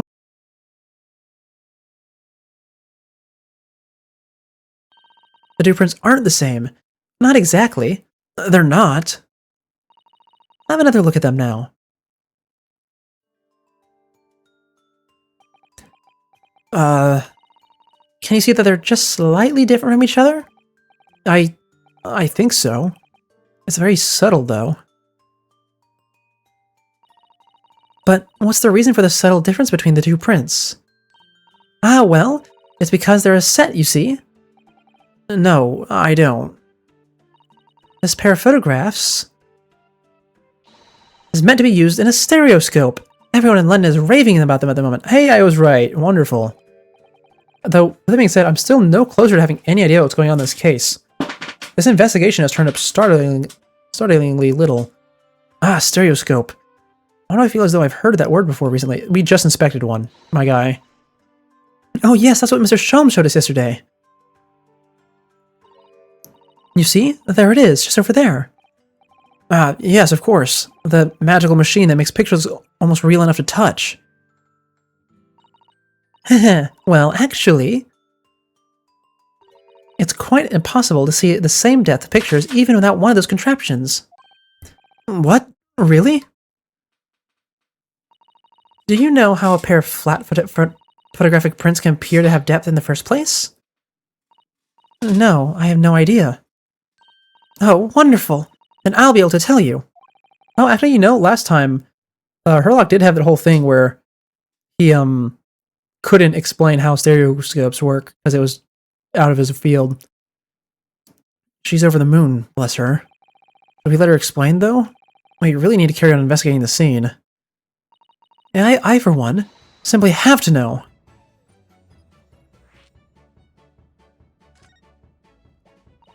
Have you ever considered, Runo, how our eyes see depth in the world around us? Well, I just open them and it works.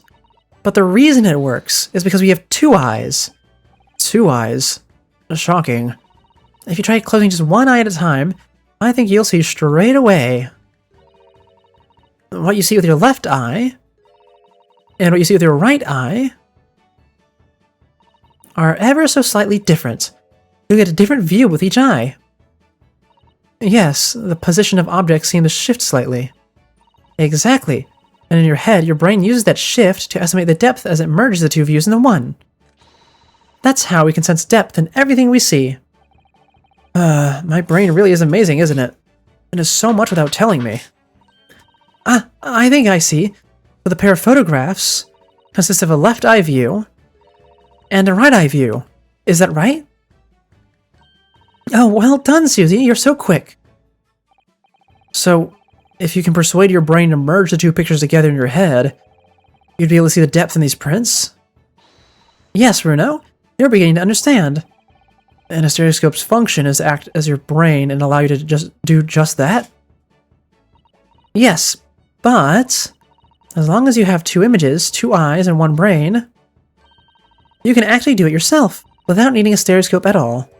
You can? Really? Aye. Continue the conversation, the little lecture on stereoscopes, will you? Oh god, my connection really is not that great today. My stream preview keeps crashing. Let's try it. Let's see if you can view this pair of prints without the help of a stereoscope. Oh, yes, I'm dying to have a go. Susato-san really loves this kind of thing. I wonder if they're actually going to have us do it, or if the characters are going to have the screen adjust automatically. You need to be able to cross your eyes. That's the main thing. Can you both do that? Cross my eyes? I think I can. Watch me, and see if you can copy. Oh, that is... I don't think we've ever had a character in this game do that. Make your eyes do this.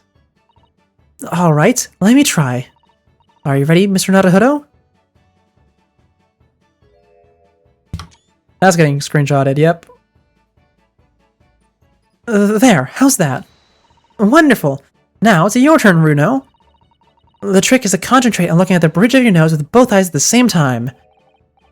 Not exactly an easy task when two people are staring at you cross-eyed.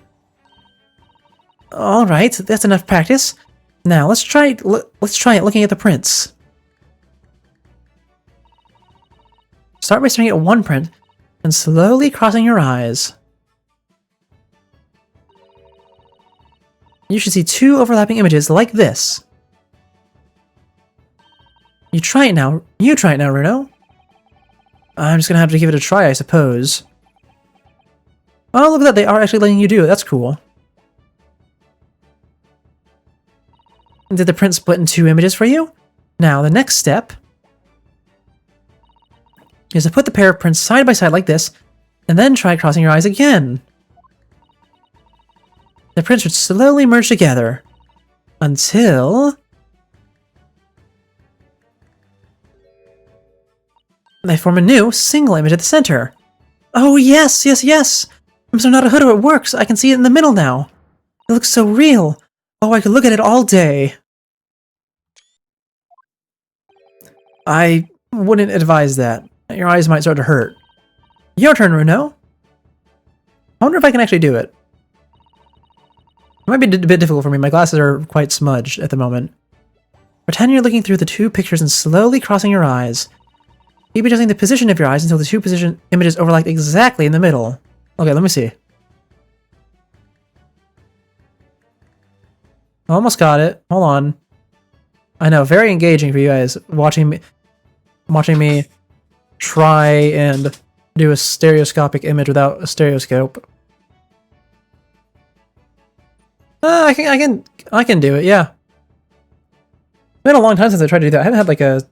I had one of those little stereoscope toys when I was a kid. You know, like the one that shows up in Lilo and Stitch that Pleakley has. I really love that thing. It was so cool. I would love to still have it, but unfortunately, I do not have most things from my childhood. Like this, is it? Oh, they give you a lot of time as the player to do that. There, you managed it. So now you know how stereoscopic images work. Well, I don't know who discovered it, but it really is quite extraordinary.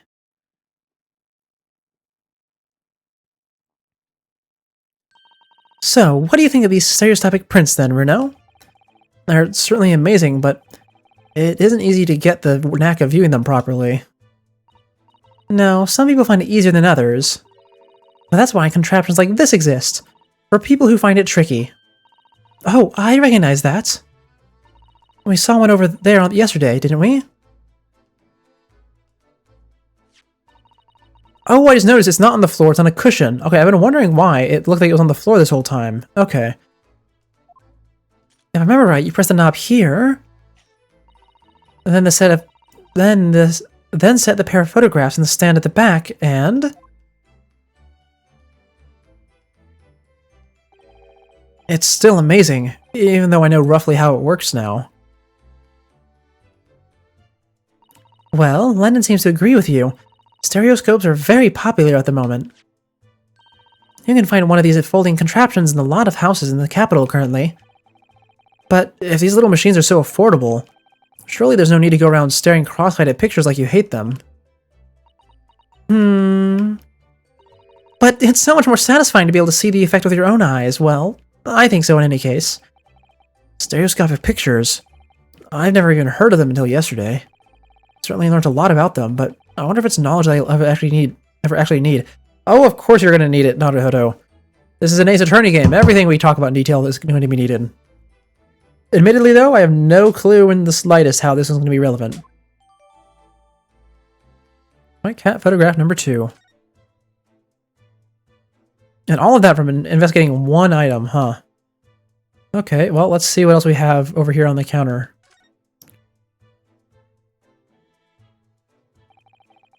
That ledger that's open on the counter there really is enormous, isn't it? Must be an awful lot of work to keep track of all the hundreds of items in the pawn. It's too much to think about. Better to sell it all and have a clear head if you ask me. But clearly Mr. Windybank was very careful when it came to the articles in his care. Oh, I can't look at anything else on the desk. Okay, fine. To the back room then.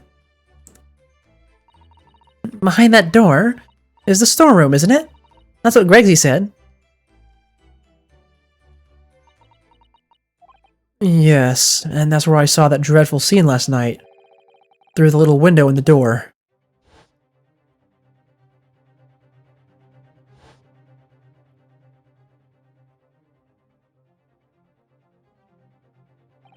Mr. Windybank, face down on the floor, with Chena beside him. As the accused legal representative, you have the right to examine the scene, Mr. Maruhodo. We must make a thorough investigation. Yes, of course. And we will. Behind that door, that's the real scene of the crime. Don't worry. If there's any clues in there, I'll find them. Oh, okay. I thought I had to click on the door in order to go in there. I guess not. Windybank's storeroom. Here we are. Let's see, immediately what do we got? There's a gramophone. That's potentially relevant. There's the red open box. Wonder what was in there. There's a desk, of course. There's where the body was. And the gun. Those are the only things that stand out, really.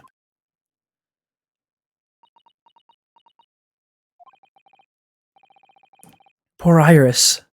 She's clammed up completely. Iris is bound to find this difficult. After all, Mr. Windybank's life was taken in this very room only last night. Oh! Hello, Gregson. Ah! Oh, wait! Inspector! That was a weird pause. What is it now, Sunshine? You took one look at me and tried to run away. You think a Scotland Yard inspector would run away from some jumped-up little defense lawyer, do ya? I just, well... I've never seen her ladyship looking like that before, is the thing. I didn't know what to say to her. Oh, that's sweet. So, you weren't running away from me, you were running away from a 10-year-old. I'm afraid this is all a little much for young Iris. Some gentle reassurance might go a long way, perhaps, Inspector.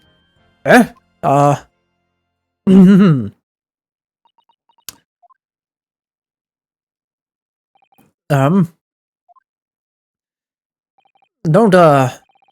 trouble yourself unduly, your ladyship. I mean, at least you're not dead, are you? Oh, he's not great at this, is he? Oh, no, not great at all. I don't think that went very well. Oh, why, Look, I'm in the middle of an investigation here, Sunshine. I told you not to get under my feet. And we have investigating to do ourselves. Yes. I'd like to hear more of what the socially inept inspector has to say. Oh, Hurley. And inquire into how Mr. Sholmes' operation is going. Well, let's do some examining first, shall we? Quite a few interesting things in this room. Out of all the articles in the storeroom, this is the only thing that shows any sign of being ransacked. Ah! What is it, Iris? Oh, this is the box! Okay, I was wondering in my head. I didn't say it out loud. I probably should have. I thought this might be the box that the manuscript was stored in. That's the box file that my manuscript is being kept in. Oh! Iris's unpublished story. The Hound of the Baskervilles. Surely that's not what all this... Really? Oh, I guess Gina was here to take it, wasn't she? Sorry, Iris, but if you ask me, he sold it. Without telling you. We must check inside the box. At once. Yes. I think we're gonna need to know what the story is about. Ah! Is it gone? It was there! Iris' story was there! Really? It was? Well, that's good news, isn't it, Iris? Yes. I mean, of course I believed Hurley when he said he'd deposited it there, but still. It is a relief to actually see it. Really? Because that's not a very well-hidden frown. She was not frowning there. Wrong sprite? Or wrong animate, wrong position, wrong pose? They're not sprites anymore, are they? A long unpublished story that Mr. Sholmes deposited at the pawnbrokery of the victim. Let me look at it more. Let me see. Hound of the Baskervilles. Iris Wilson. Signed. Stamped. Can't read... Well, I can't there's nothing of note on it. There's 3 big stacks. This is a lengthy novel. Didn't they say these come out in magazines? Can't find anything out of place. Yeah, no, I really can't. The Hound of the Baskervilles. How does Susato-san know the exact title of this unpublished story? I suppose I'll just have to wait until she's ready to explain it to me. I'm so sorry. What do you mean wait? She has less than a day left. She needs to tell you now. This is a revolver, a real one, and quite possibly the murder weapon used to take Mr. Windybank's life. What's the matter, Susie? You and Runo look like you're about to faint. Well, it's just that I've rarely seen a gun in the flesh, and I've had issues with guns in the past. But anyways, we saw Mr. Windybank with this yesterday, didn't we? Yeah, this is the gun that he tried to shoot himself with. I shall have to take my own life. Well, at least we know he didn't kill himself, because he would have shot himself in the head. It must be the same gun. Also, it looked like he got shot in the back. And last night, when I looked through the spy hole in the door to the storeroom here, that was the same gun I saw in Gina's hand.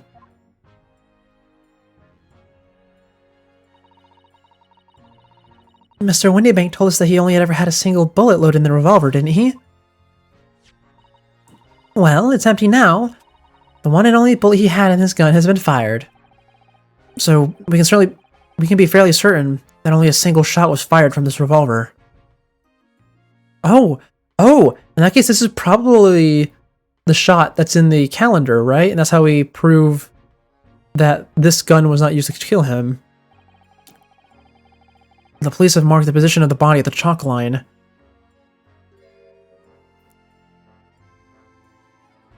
The poor Mr.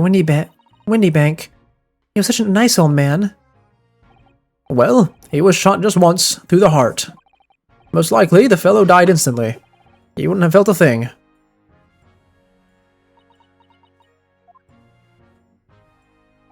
This must be his blood, then. Spray it. Ah! Yep, spray it, and you see the color. I don't like to ask at such a wretched time, Iris, but I wonder if perhaps... Oh, don't worry, Susie. I'm ready for action. Poof. This is really much more whimsical than the previous methods. Purplish blue. So now we know that the color of the chemical, but now we know the color of the chemical turns when it reacts with Mr. Windybank's blood. It doesn't matter analysis of the blood stain we found in the main shop. No, but let's add this sample to the others we've already collected anyways. There we go. Blood sample collected. We only have 2 though so far. Here, where are those? Here, blood sample portfolio. Unknown. And Pop. Oh, his first name is Pop. I didn't realize that. I've just been calling him Mr. Yeah, blue.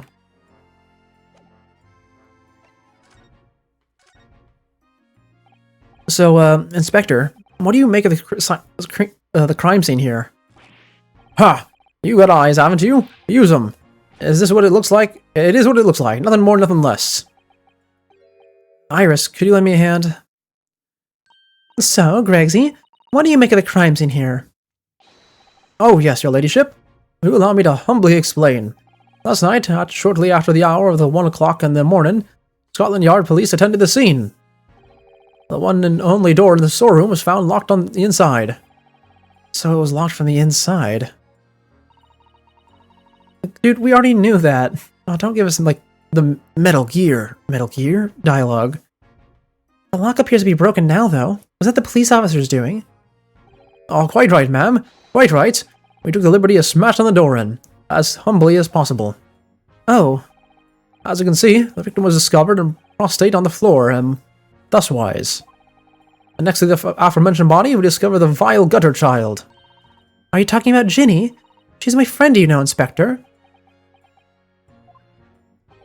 Miss Lestrade, the hapless girl, was curled up on the floor, dead to the world. She's still alive, you know.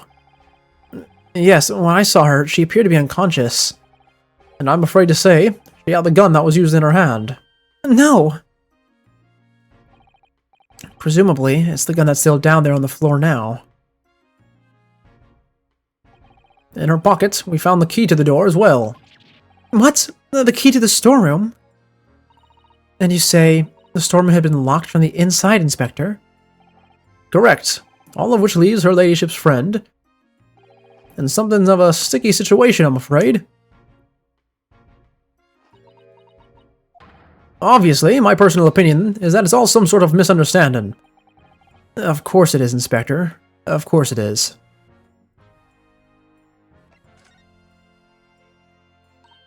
Craigsy, do you know anything about Hurley? Is the operation finished? Is Hurley alright? Is he? The thing is, don't miss your words, Inspector, please. You don't seem to mean to say that Mr. Sholmes is... No. The operation is done and dusted. Well, that's good. It's just that, well, out with it. Aye. Oh, yes, ma'am. They use something called a general anesthetic. Yes, I think that's the word. It's the latest thing. Renders the whole body insensitive. The whole body anesthetized? Is that even possible? It means the operation can't be completed while the patient is fast asleep. Oh, it means the operation can be completed while the patient is fast asleep. Goodness. In the Empire of Japan, we just managed to provide laughing gas for tooth extraction. The trouble is, the latest thing isn't always the greatest thing, if you follow my meaning. They couldn't get the medication to work at first, so it took hours for him to nod off, or so I hear. Now that the op's finished, they can't get him to wake up, apparently. Oh my! No one knows if it's the anesthetic still in the system, or the bloke's just plain exhausted. But anyway, all they can do is stand back and watch until he comes round again. Okay, so... That is the other route I was wondering about, is if they, like, overdose him. I don't think he's actually gonna, like, overdose and die, but they definitely gave him too much. Probably because he was struggling so much. Okay, little tangent. You know, anesthetic, it works different on all sorts of people. Whenever I have been put under, it's boom, just like that, immediate. Like as soon as they say close your eyes when you feel it start working, I close my eyes and I'm out. On the other hand, one of my younger siblings, it does not work at all. He went to get like his wisdom teeth extracted or something, and he had to cancel because they hit the maximum dose they were allowed to give him, and he just didn't go out. And he was fine for the rest of the day too. So yeah, in 1800s England or Great Britain, I guess it's still technically England, but they definitely just kept on pumping more into him. Early. The moment he opens his eyes, your ladyship, I swear I shall get word to you. What a surprise. Even in matters of life and death, Mr. Sholmes has to do things his way. Well, I think that's about all here, isn't it? I mean, this game hasn't really had us presenting evidence to people at all. And nothing else in this room really stands out.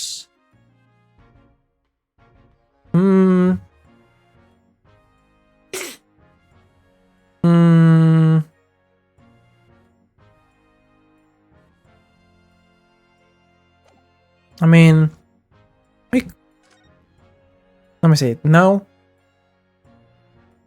Where did this one come from? Okay, hold on. We should just ask him about all of it, probably. Is that what I think it is? Your ladyship's latest? Yes, my latest story. It's called The Hound of the Baskervilles. Ah, a most fascinating title, your ladyship. Fascinating. And, I don't suppose... Will there be any mention of my humble self in the tale this time? Good question. I can't really remember. I see. Well, why would you relate, your ladyship? I'll just await the publication with eager anticipation. You needn't worry, Inspector. I'm sure if you do appear, you won't be doing anything particularly remarkable. You looking to be arrested, sunshine? I didn't mean it like that, and even if I did, you wouldn't have bitten her ladyship's head off, would you? Naruhodo, that definitely seemed like a backhanded statement. Wrong button. No, wait, nothing on that item. Yep, skip over it. Oh yeah, watch him drink his tea in super speed. Nothing on that one either. You know, it is so weird that we don't do the presenting thing anymore. I even noted in the other games that it's so weird that we don't present people anymore. That was kind of a big thing. No, not a big thing. It was a thing in the games where you could present a person on your like list of people you've met. And it was rather nice. Very nice, especially because in other titles you do actually have to present oh, this is new. Inspector, what do you make of this? Oh, wait, hold on. Yeah, in some of the other titles you do sometimes need to present a person, and they do just give you the list. But that's usually when you're in court saying who you are accusing. But if you need to bring up someone else in another situation, then you usually had to go out in a really roundabout way.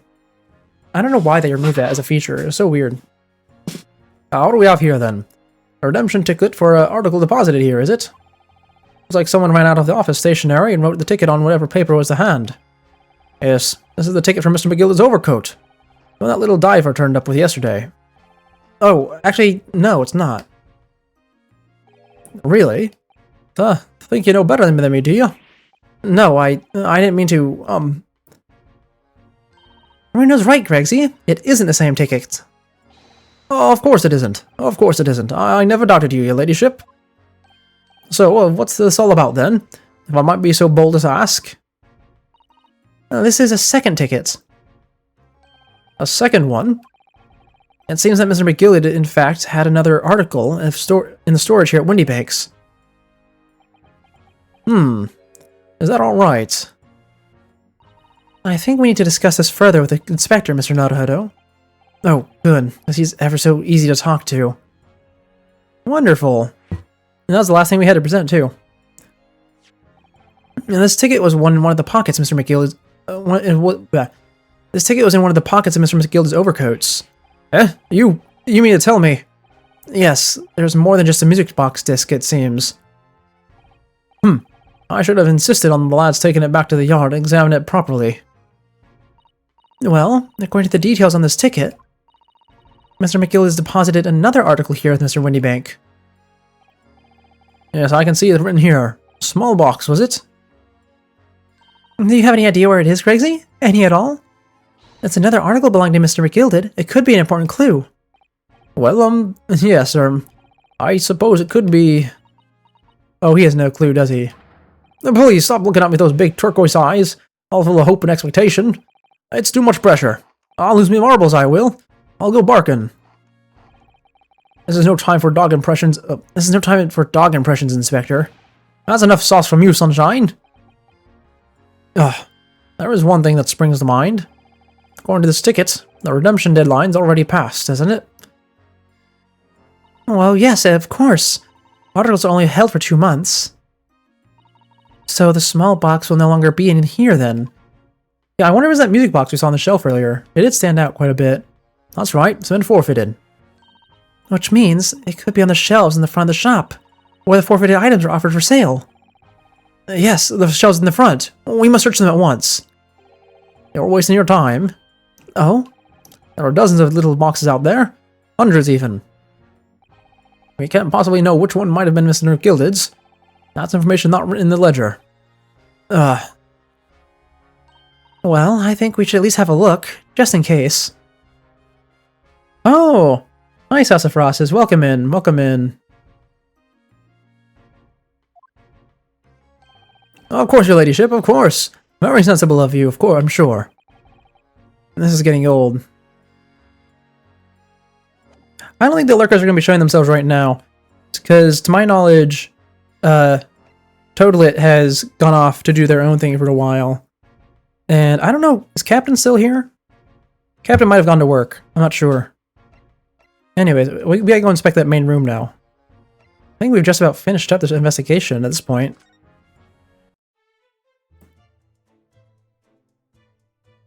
Now, let's see. Many, many small boxes to look through. Now we need to find just the one, though. I have a feeling it's this blue... Actually, it could be this one. Or, there's a few music... This is also a music box down here, isn't it? There's a lot of music boxes. Well, hold on. If it was a music box, though, it probably would have been noted that it's a music box, right? Probably. Okay, well, it's not going to be on this back counter, because we can't even look at that. This has been inspected. Definitely not one of the clocks. It's probably somewhere on this shelf, yeah? Probably. Yes, this is where all the items that have been forfeited by their original owners are offered sometimes. Or offered for sale. Blah. I need to read it properly.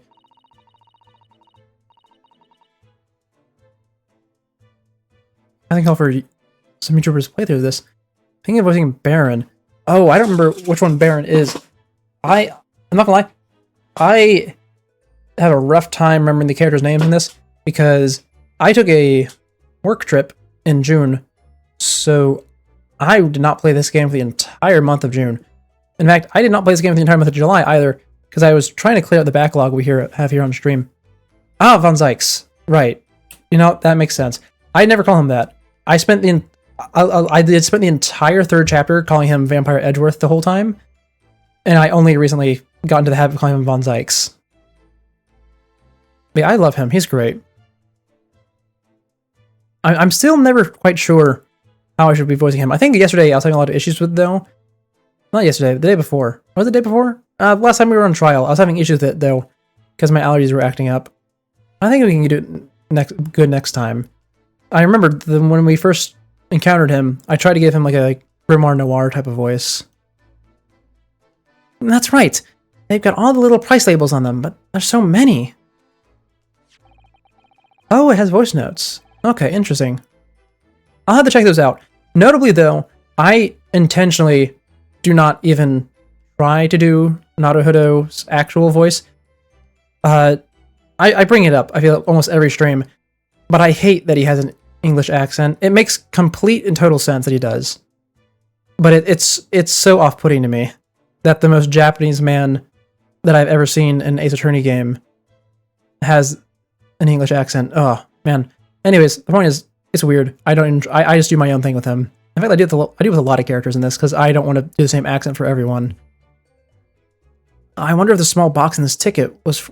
I wonder if the small box this ticket was for is still on the shelf somewhere. The box that Mr. McGilda deposited just over 2 months ago. Even if it were, finding it promises to be very troublesome indeed. There are so many boxes. It could be any one of them. Mr. Sholmes said the pawnbroker was the safest place to store anything. More secure than a bank's vault. So perhaps the small box of Mr. McGillet's contains something of very great value. Well, if that's the case, he'd probably have kept it locked. So then we need to find out every box of the lock and break them all open. Hi-ya! Right, it's been a while since we got flipped. That sort of misconduct would get you arrested. I won't let that happen. This takes me back. Some time since Usato-san lost through me. It really has. You know, also, it's kind of weird not having a kleptomaniac for an assistant. I don't know, I guess I'm just still used to Maya. Even though it's been so long. Anyways, this whole shelf now is considered not needing to be checked. We can't inspect that thing. Stereoscopes have been checked. I feel like I can inspect the Bobby himself. Or one of the things hanging from the ceiling. There is so much to look through. Actually, they're not really, not as much. Not nearly as much as I thought. No? I mean, I guess I can inspect the... No. Is that it? No, I can't even inspect the clocks. Oh, welcome back, Toadlet. Welcome back. Things are going well. Right now, I'm looking for a proverbial needle in a haystack. The police are scouring every inch of this place by the look of it. Instructions for the yard are to examine every article in the shop, every ledger and book of accounts. Every article? But that's a ridiculous amount of work, surely. We've been hard at it ever since the shop was declared a crime scene in the early hours. We're sifting through it all in the shifts at least, but still. We'll be working through the night, that's for sure. And even then, we'll barely stop scratch the surface. Crime in a pawnbroker's. It must be every policeman's worst nightmare. It's every copper's worst nightmare, you know? Crime in a pawnbroker's. Certainly. Oh yeah, no. Playing in VR, it certainly can be exhausting. Wait, can I not even examine the things up top? How am I supposed to examine the cameras then? I know there were cameras in here. What? Where did those go? Huh? Okay, well, I guess we need to find literally anything I can inspect now. Oh, I can inspect him. This officer has been staring intently at the wall since before we came in here. Shush, keep it down. Oh, sorry. There's a major clue just here. Oh, really? Then we must tell Gregsy at once. But as soon as I report it, that'll be it. I'll be stuck here even longer. Stuck here? Oh yeah, someone did get murdered yet. The shopkeeper. Mr. Windybag. Windybag? What was the name? Windybank. I almost called him Windybag. That's the wrong character. Yeah, Mr. Windybank got shot in the back. Lestrade has been accused because she was locked in the room with him and she had a gun. And also, Herlock also got shot by 2 robbers who were in the building who ran away. And those 2 robbers are apparently going to be our witnesses. So, quite the mess has come down. So, stuck here, what do you mean? I haven't been home in 2 days already. I need another constable to relieve me and take over my shift. They really have a tough time, the British police. That doesn't stop us investigating, though, does it? No, I suppose not. Oh, he survived. They just had his surgery finished. He's just out of it still from the anesthetic. I'm fairly sure it was a calendar he was peering at. Now we've already looked. Oh, wait, can we look at it again? Green blood.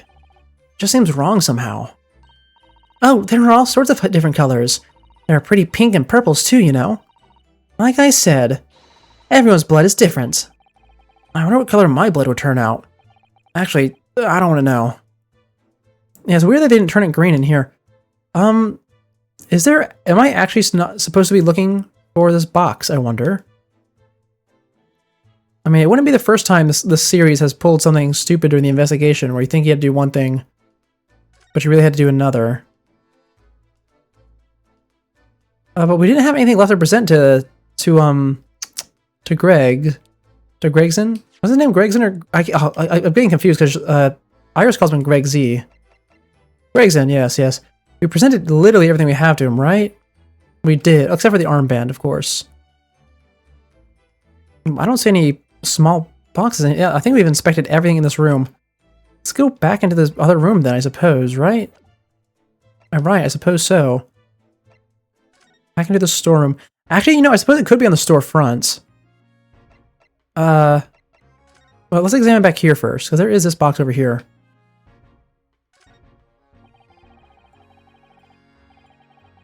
And look at all these articles that have been deposited. The room is stuffed full of them. I can't believe how many there are. A bicycle, a gramophone, musical instruments, even some enormous paintings, look! Pieces of different people's lives quietly gathering dust in here together. There's something very peaceful about the atmosphere in here. Or at least there would be, if not for the chalk outline on the floor and the policemen shuffling around. Not much I can do about that, sunshine. Okay, well, like I said, I suppose there really isn't anything here left to inspect. That was like the last... Yeah, that was literally the last thing we couldn't look at in here. So I really did then just have to look for the thing. So we can check Baker Street, see if there's a box out here. I mean, there is a box. But I don't think that's going to be it. Oh boy. It's been a long time since this series has decided to hide something so thoroughly in the middle of an investigation, it feels like. I don't recall having this issue at any time in recent memory, actually. I mean, we could go check on Holmes. I'm sorry, Sholmes. Sorry, I don't know how I keep messing that up. He's so distinct. But yeah, it seems in here there really isn't left anything to find. So even when I looked at the desk in 3D, they didn't let me go back to it. I mean, we can try it one more time. Can we look at the desk in 3D? Yeah, there's no box there anyways. So it's just gonna be the repeat of the dialogue. Okay, I guess we'll go see Sholmes then. Hopefully that'll yield something. Not Sholmes' suite. No. The hospital. Oh, no, nothing new here. Anything in the prison? Oh, okay, there's something new in the prison. Wonderful. Oh, no, never mind. Gina doesn't appear to be here. I believe she must be in questioning at the moment. Oh, but wait a minute. What is it, Iris? Oh, what is it, Iris? Well, if you examine the scene here carefully, there's another possibility, isn't there? Ginny could have slipped a key from the jailer when he wasn't looking and escaped. Oh my. Why would she do something like that? It would only make the situation worse for her. Calm down, Runo. I was only joking, of course. Okay, sure. Oh. You had me worried there for a second. I thought it was a great deduction. Yes, it must be your way with words, Iris. You're so wonderfully persuasive. Perhaps you don't fully understand the weight your words carry. Oh dear, I'm sorry. I suppose a light-hearted great detective is a contradiction in terms. Well, in the same situation, I'm sure Mr. Sholmes would have just thrown his head back and guffawed. I'm not entirely sure that's helpful, Mr. Naruhodo. Well, anyways, it looks like we won't be able to talk to Gina for a while. We should try and make progress with our investigation in the meantime. Yes, come along then, Runo. Come along, Susie. Really, nothing here either. Certainly not in the suite. Or the attic. There really is just something in the shop we missed? What could we have missed? I mean, I feel like we should have noted the cat flap on the door. It's not literally a cat flap, but it feels like, you know, because we had the whole section at the beginning with the cat flap being noted, that's important somehow. Really, I just wish we could check the cameras, but I think we're going to wait until Herlock wakes up for that. I mean, I can remember things are her, can't I? Oh, my manuscript! Mr. Sholmes had deposited it at Winniebanks, and he had Mr. Sholmes said he had deposited at Winniebanks, and he had. But it's so strange. What is it about this particular story? I worked so hard on it. Why would Hurley say I can't publish it? I'm afraid I have no idea. All you can do is wait until he's ready to tell you, I suppose. Oh, maybe. It's because Hurley isn't in it enough. Maybe I didn't give enough good lines. Yes, maybe. I wish I could say that definitively. That isn't the reason, but I can't. Okay. Well, nothing else in here would really... maybe this. No, nothing. This isn't it either. God, what is... What am I missing here? I mean, I'm not opposed to looking it up at this point. It's not like we lose points for failing an investigation. But it does bother me. We are looking for a small box that was forfeited because it was not paid, it was not paid to continue storage. A small nondescript box, potentially with a lock on it. And I have scanned this room top to bottom multiple times. And I've inspected everything I'm able to inspect, and I have not seen anything at all. Like, I would think it's one of these things on the shelves, but the inspecting the shelf just inspects the whole thing at once. Which, you know, not exactly what we need. Yeah,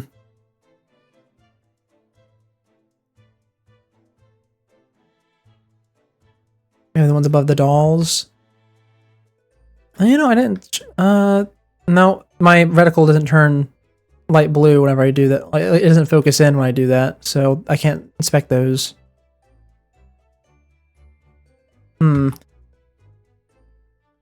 What could I have missed? I mean, I suppose we can just start presenting things to... Yeah, no, you don't need to worry about that. I'm just gonna start presenting things to Iris, because in that other room we just presented everything we had to Gregson except for the armband. So we'll do the same thing here. Okay, this is nothing. Next item. Blood sample portfolio. Okay, she does have things to say with this. The way you can identify differences in people's blood is like this is amazing. You really are a genius, Iris. I know, I am. If Hurley and I put our minds to it, we could really shake up Britain's chemists and alchemists.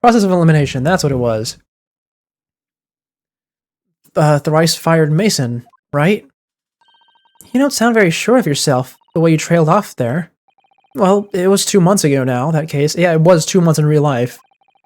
And of course, I've never met the victim, so I'm struggling to remember his name. He was definitely thrice fired, though. The victim of the omnibus case?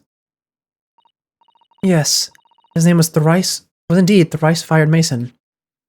Did I get that line right? The previous one? Was that Iris? Oh no, it was Susato. But that would mean that this bloodstain was left on the ticket 2 months ago. Yes, I think it was. Gina brought this ticket back here to Windy Banks yesterday. I'm suggesting that this bloodstain was already on it at the time. So it's a smear of the blood from the time that Mr. Mason was killed 2 months ago. Something else is coming back to me now. Mr. McGilded was also wearing leather gloves at night. Oh, he was? Oh, okay. Now, I ask yous, what good-hearted soul wouldn't rush to help a fella bleeding from his stomach? I wasn't about to start worrying about me gloves now, was I? I reached out to give the man a hand. It certainly does look like a leather glove thumbprint, this mark. But we know that Mr. McGill had no injuries at the time, and you were on his body. From which we can conclude that any blood on the glove belonged to the victim, Mr. Mason. Mr. Naruhodo, you said it just like Mr. Sholmes. Okay, did I get it backwards then? Minus the quirky slip-ups, I hope. I am genuinely confused and also a bit tired.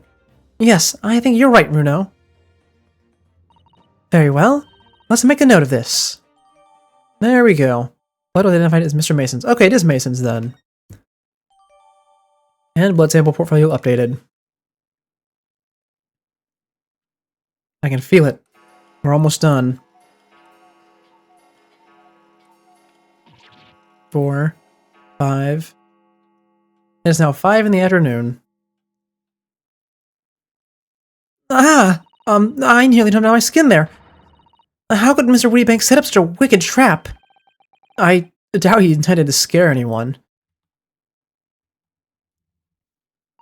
Is that really the time? I think perhaps we should pay Gina another visit soon. Oh? Her trial is tomorrow. We must establish whether or not you will be defending her.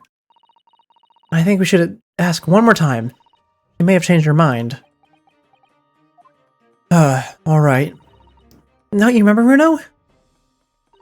You told her that since you told her she could rip up the representation papers if she didn't want you to be her lawyer. Really? Did I say that? Yes, you did. The deadline for submitting the paperwork is fast approaching. In that case, we'd better hurry up back to the prison and talk to Gina again. Right. Well, we have a pretty straightforward thing to do now. That's nice.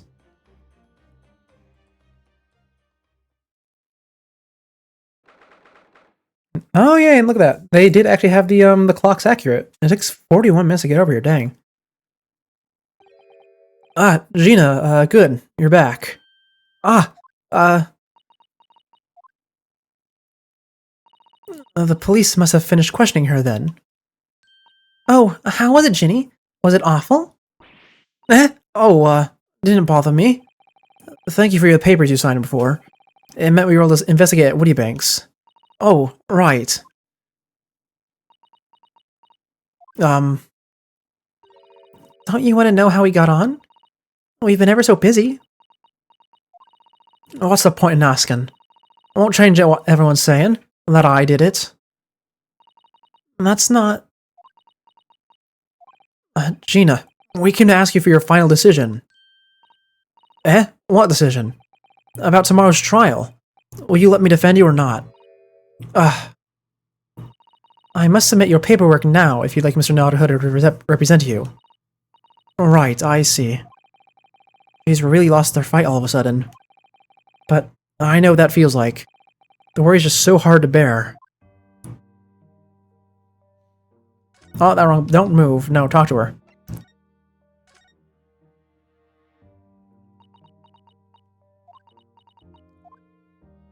Oh, alright then. Blimey, give it a rest with them eyes, Iris. So, come on then, fill us in. Who done it? Unfortunately, we don't know that yet. You don't say. We don't know yet, Gina. But Mr. Naruhodo, and all of us, know that you are innocent of this crime. And while we haven't yet managed to work out who the real culprit is,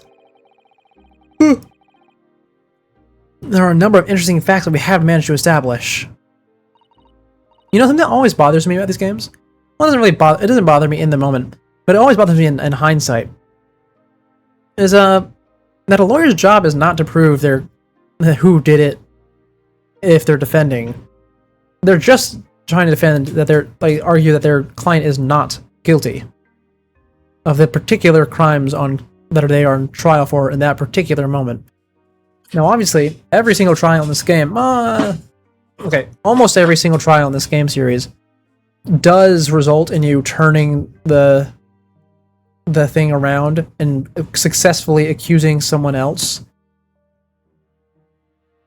But it does bother me when they bring up that whenever they bring it up, like that's something you have to do and not something that just happens by coincidence. Or via passion, I suppose. Sometimes Phoenix definitely was going after the people because he felt he had to. But legally, he never was. Oh yeah? Like what? Well, for example, the reason for you being there in the first place. I think I know why. Now know why you broke into Whitney Banks last night. It looks like I'm going to have to take some evidence that clearly reveals a reason and thrust it in Gina's face. Or I could present to her calmly, I suppose. Oh, hold on. Let me present it then. We found this in Mr. Windybank's storeroom. The manuscript of Iris's latest story. Right. Well, that's good then. Curiously, the storeroom at Windybanks showed no sign of being ransacked for the items of value or the like. With one exception. The box file that housed the manuscript. It was you, wasn't it, Gina? Who broke open the box containing this manuscript last night? You were determined to find out whether or not the Hound of the Baskervilles was really in there. That's the real reason you broke into the storeroom last night, isn't it? Why don't you tell us what happened? Please.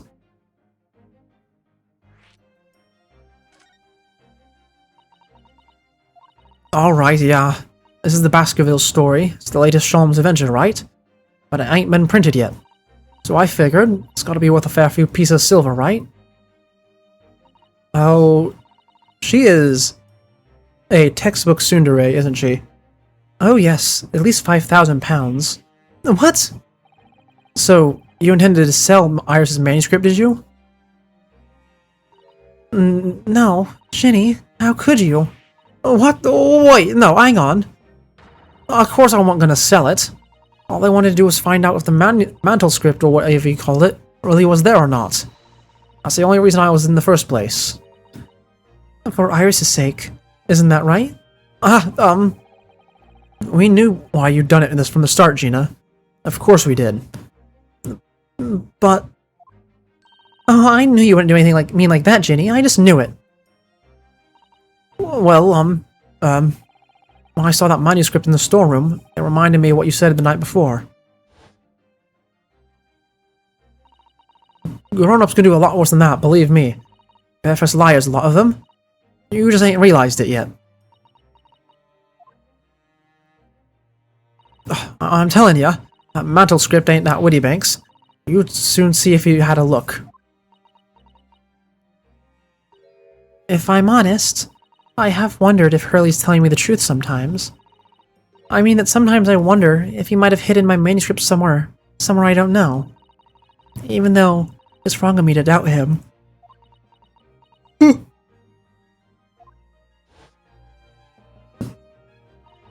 Oh, Ginny, that's so sweet of you. Alright.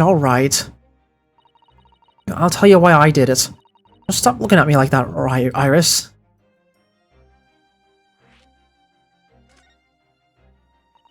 It weren't because of Iris. That's not why I did it. I just wanted to know the truth. That's all. So you wanted to know if Mr. Sholmes was being honest? If he really deposited the manuscript at Windybanks?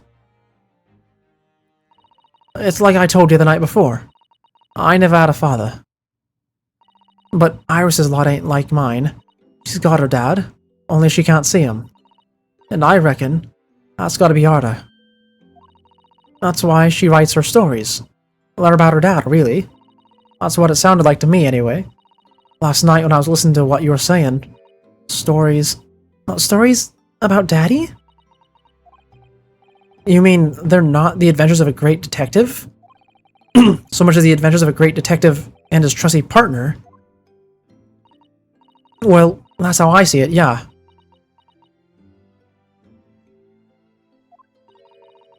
You're so thoughtful and so kind, Ginny. Yes, and we never thought any differently, did we? Oh, look, give it a rest, will ya? I hate all this chummy nonsense, do you hear? I hate it. I don't trust no one, alright? That's how I work.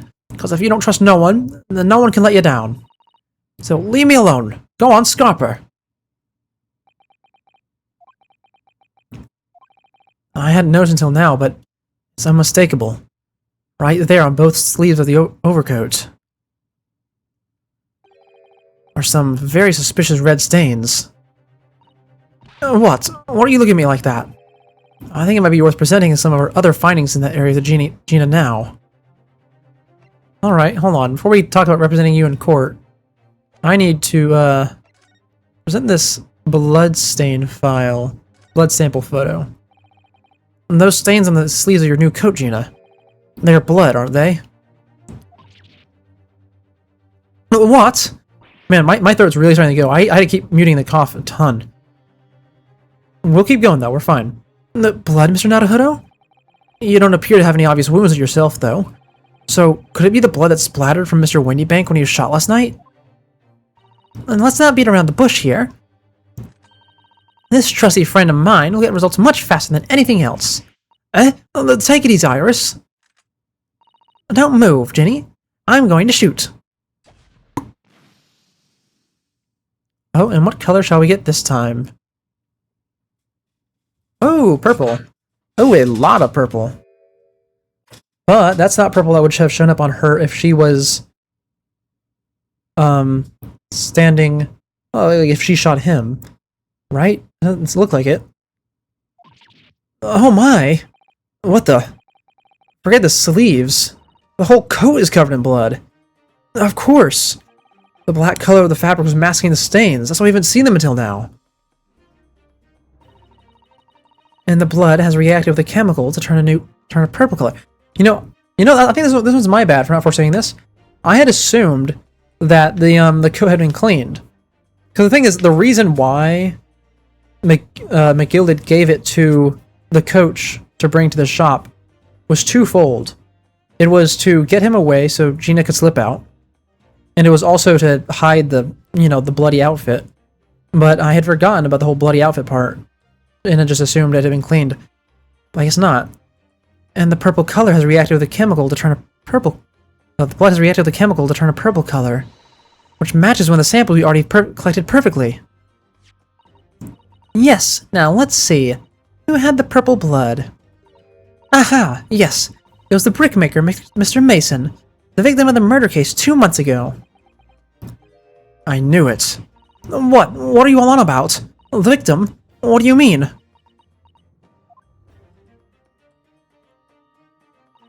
It's a rather uncomfortable situation, Mr. Naruhodo, but I think this makes things quite clear. It means the omnibus case is finally solved. The truth about who really murdered the brickmaker, Mr. Mason, is revealed. Oi, don't explain what's going on. Stop telling half the story. Well,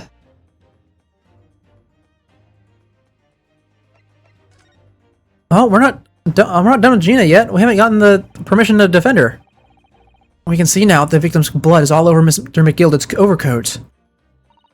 But in the trial 2 months ago, the defendant said this in his testimony. Now I ask yous, what good-hearted soul wouldn't rush to help a fella bleeding from his stomach? I wasn't about to start worrying about me gloves now, was I? I reached out to give the man a hand. But if you look at this overcoat now, it's clear. These stains couldn't have arisen from Mr. McGillicuddy trying to pull a victim to his feet. No. If that was what really happened, the blood wouldn't have splashed all over the front of the coat. The only explanation for this pattern of blood is that it splattered over Mr. McGillicuddy's coat when he was stabbed in the when he stabbed the victim in the stomach. I tried to run from the truth for long enough, but there's no escaping it now. The true culprit in that case, Mr. Mason's killer, was Magnus McGilded.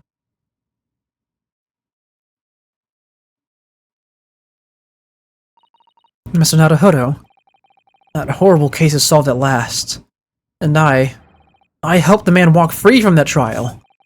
I used all the twisted testimony and all that sham evidence to prove his innocence. How could I let that happen? Runo, did you believe in him, though? Did you believe Mr. McGilded was innocent? I believed. Or rather, I think I was trying to believe. I wanted to. Because believing in those you represent in court is a defense lawyer's greatest weapon.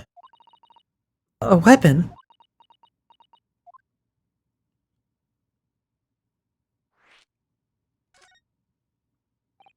Before we came to Great Britain, a great friend of mine taught me a valuable lesson. You mean Kazuma-sama? Listen, listen, Ryunosuke. We lawyers are only human. We can't know for sure what is the truth and what is a lie. Which is why we must which is why we must resort to our primary weapon. Unwavering belief in our clients. That's all we really have. Unwavering belief? Only when we truly believe in what our clients tell us can we fight with everything we have for their cause. In any battle, there can be no victory without faith. So I believe in you, unwaveringly. God, he really does have such intense Kamina vibes, doesn't he? I'm thinking that especially more recently, because I mentioned it earlier, I just finished rewatching Gurren Lagann. What's funny, Gina? Poor, sounds like in this empire of Japan you come from, everyone must be soft. Well, come on, look at the mess it's gotten you into, leaving in that bog trotter. I don't think he feels evil. He just is very confident. Yeah, I inadvertently helped a murderer walk free. I should not have said yeah there, I should have said yes. Well, at least you learned your lesson now, eh? Believing in people's never worth it. Someone's always stab you in the back in the end. As soon as you let your guard down, you've had it. Take a leaf out of my book. Believe in no one. Get hurt by no one. Gina, may I ask you something? What? I'd just like to make absolutely sure. What about you like us to do with these representation papers for tomorrow's trial? How many times do I have to say it? Rip them up and chuck them away. Are you really sure that's what you want? I bet that's what he wants them all. I bet that's what he wants all and all now. Mr. I'm a believer lawyer over there. Don't forget, it was me in that trial 2 months ago. I led everyone up the garden path, didn't I? And you're telling me that you can believe in me after that? Not likely. Well, Mr. Naruhodo, a lawyer's primary weapon is an unwavering belief in his clients. Ultimately, it comes down to whether or not I feel I can trust Gina after everything that's happened. Gina, let me say it again. Please, allow me to represent you in tomorrow's trial. Oh my god! Oh, hi Queeb, welcome in. Welcome in. That sound isn't even very loud. I think it's just that there's so few people who actually do that redeem. Oh, are you half-baked? Not at all. You've not once admitted to committing the crime, have you? What's more, I believe that you're telling me the truth. Seriously, Mr. Naruhodo? Oh, that's the first time she's called us by name. Oh, it didn't play for you. It played on my end. It's I think it's just because it's quiet. Didn't you hear what I said before? I'm a born liar. Fibs just tripped me off the tongue. And I'm a diver, don't forget. I pulled the wool over your eyes 2 months ago, and I got you into all sorts of trouble. Why would you ever trust me now? I just don't get it. Gina, I do understand why you chose not to put your trust in me others. Oh, first day of 3rd grade. Oh, that sounds wonderful. Oh, they really get big around the age, don't they? Not that I have children, mind you. But my the youngest of my younger siblings is going to 8th grade this year, and he's still very small. He is a baby in my eyes. He probably always will be. But yeah, they get big very quick. I do understand why you chose not. I do understand why you choose to put on. Yeah, now I'm stuttering again. I do understand why you choose not to put your trust in others. But I assure you, there's more to this life than you yet realize. Oh, super skinny and super tall. It's the opposite for my youngest sibling. He is very short. What do you mean?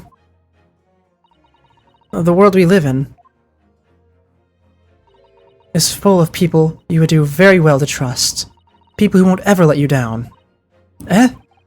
It's true that I'm a student of law, and I'm certainly lacking in courtroom experience, but I can promise you this. Whatever happens, and until my very last breath, I am completely on your side.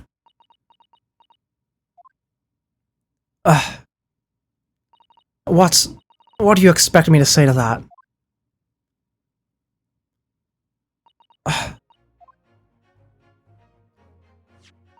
Then, it's decided. I'll take these papers now and carry out the necessary preparations for tomorrow's trial. It would be a shame to throw them away now, after it's been penned with your name so beautifully. Do what you like. You Eastern lot are... I don't know what you are. I don't get you.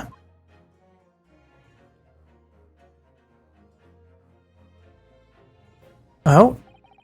Gina's taking herself back... Oh. Gina's taking herself off to the back of her cell. She never admitted it, but I hope she's feeling relieved. That turned out all right in the end. I think. Are we gonna go see Herlock now? Oh, please bring me to Herlock.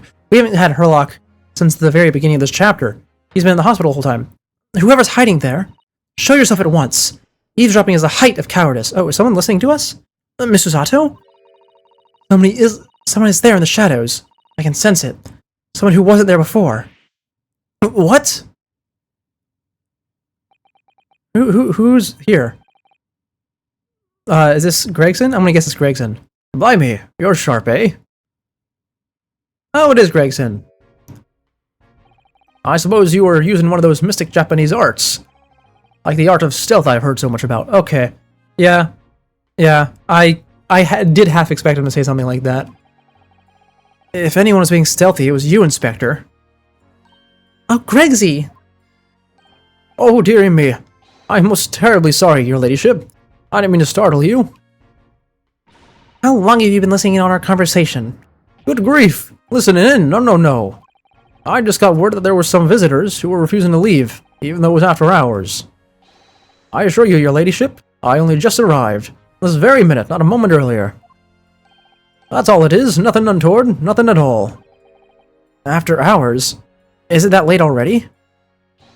So then, I'll humbly excuse myself now, your ladyship. Ta-ta, toodaloo, cheerio, all the best, bye-bye and bye. That's a lot of farewells, and not one of them appropriate for her ladyship. Oh, but I wanted to have a chat. I'm terribly sorry, but time is pressing at the minute. Oh, I see. That's a shame.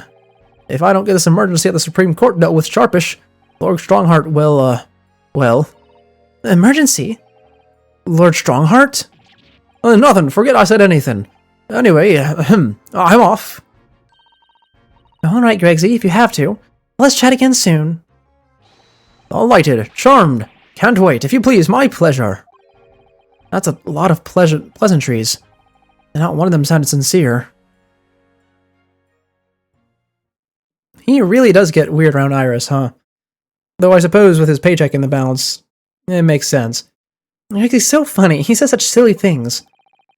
It's certainly entertaining to see an inspector of the police fawning to a 10-year-old girl. But anyways, I wonder this emergency at the Supreme Court. I must attend to the court clerk's office now before it closes. Yes, of course. Thank you, Mr. Sato. Kindly escort Iris home now, Mr. Naruhodo. I shall meet you there later. Okay, so... it looks like we're not going to be seeing Sholmes today. Very unfortunate. I love Sholmes. But it's fine. He'll come crashing into the investigation. Probably literally crashing in with the photographs we need. And so our investigation came to an end. Sato-san went to file the necessary papers for my defense of Gina the following day. And then it hit me. I could no longer suppress the wretched feeling that had been gnawing away at my insides. Tomorrow, Susato-san would be leaving Britain and making her way back to Japan.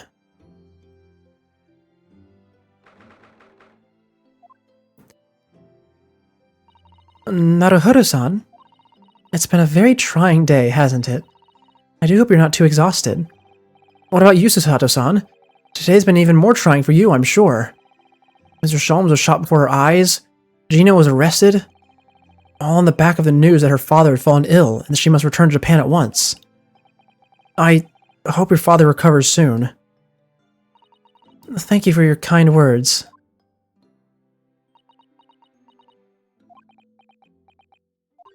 I wonder why it is. So many thoughts rage in my head like a storm, and yet I seem unable to find the words to express any of them. I know exactly what you mean. Anyway, I have one final task to complete as your judicial assistant. Once that is done, I shall make my preparations for my departure tomorrow. One final task? Is it going to be telling me about Kazuma's final thing that he was planning on doing? It's just 2 months since we arrived in London, but we've managed to establish this office. It was finally feeling as though we were settling in. I would be lying if I said I felt no regrets. I'm so sorry, Susato-san. It's just so sudden. I really don't know what to think. I've had no time to gather my thoughts.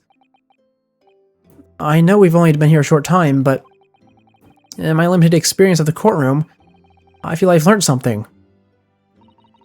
And what would that be? It seems to me there are many facets to people's personalities.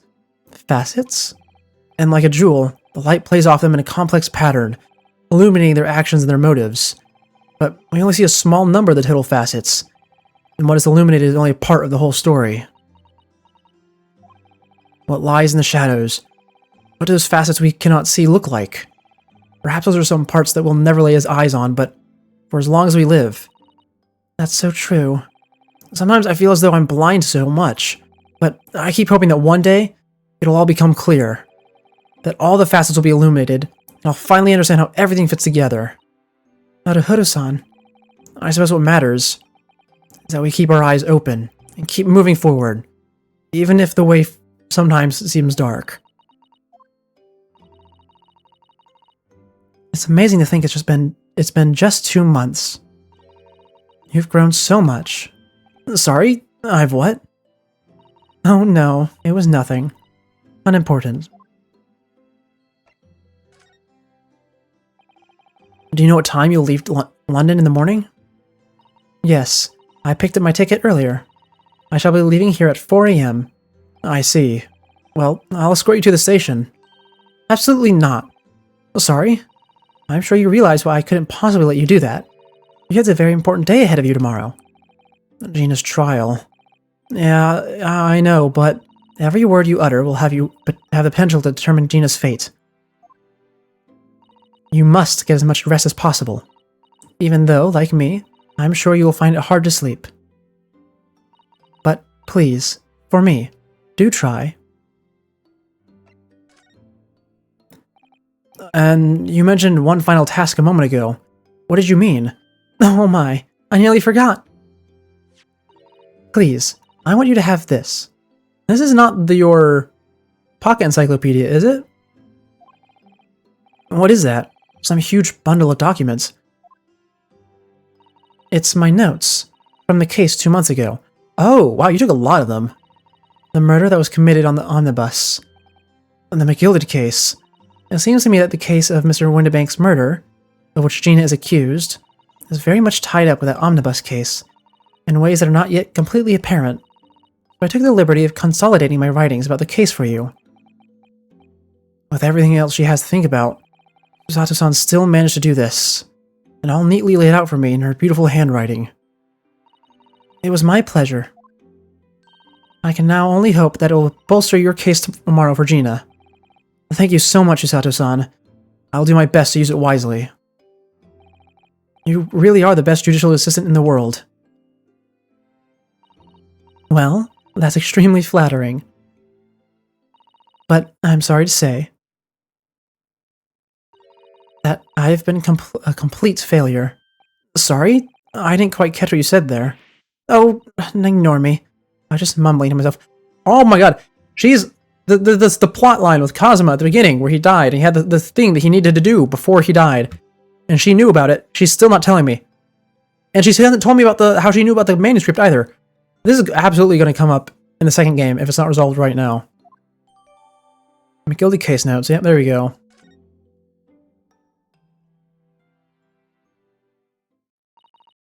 Well, it's getting rather late. I think you should go to bed now, Naruhodo-san. I must finish packing up my things in my room. Susato-san, I wish you the very best of luck tomorrow. Good night.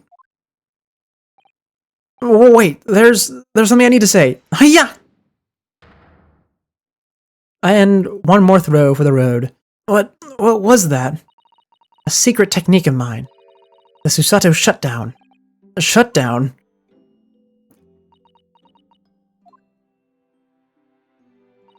Please, I implore you. If we have to voice our goodbyes, I won't be able to hold back my tears.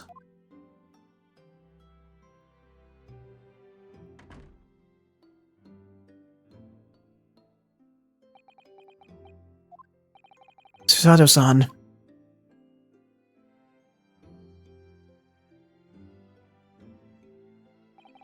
It truly had been a trying day. On our feet for hours, getting Gina opened up to us, and learning the truth about that nemesis of a case. Physically and mentally, I was exhausted, and yet the idea of sleep seemed impossible. But I forced myself to close my eyes. As a cacophony of scenes of our lives here in London played through my mind, eventually, my fatigue triumphed, and I fell into a deep sleep.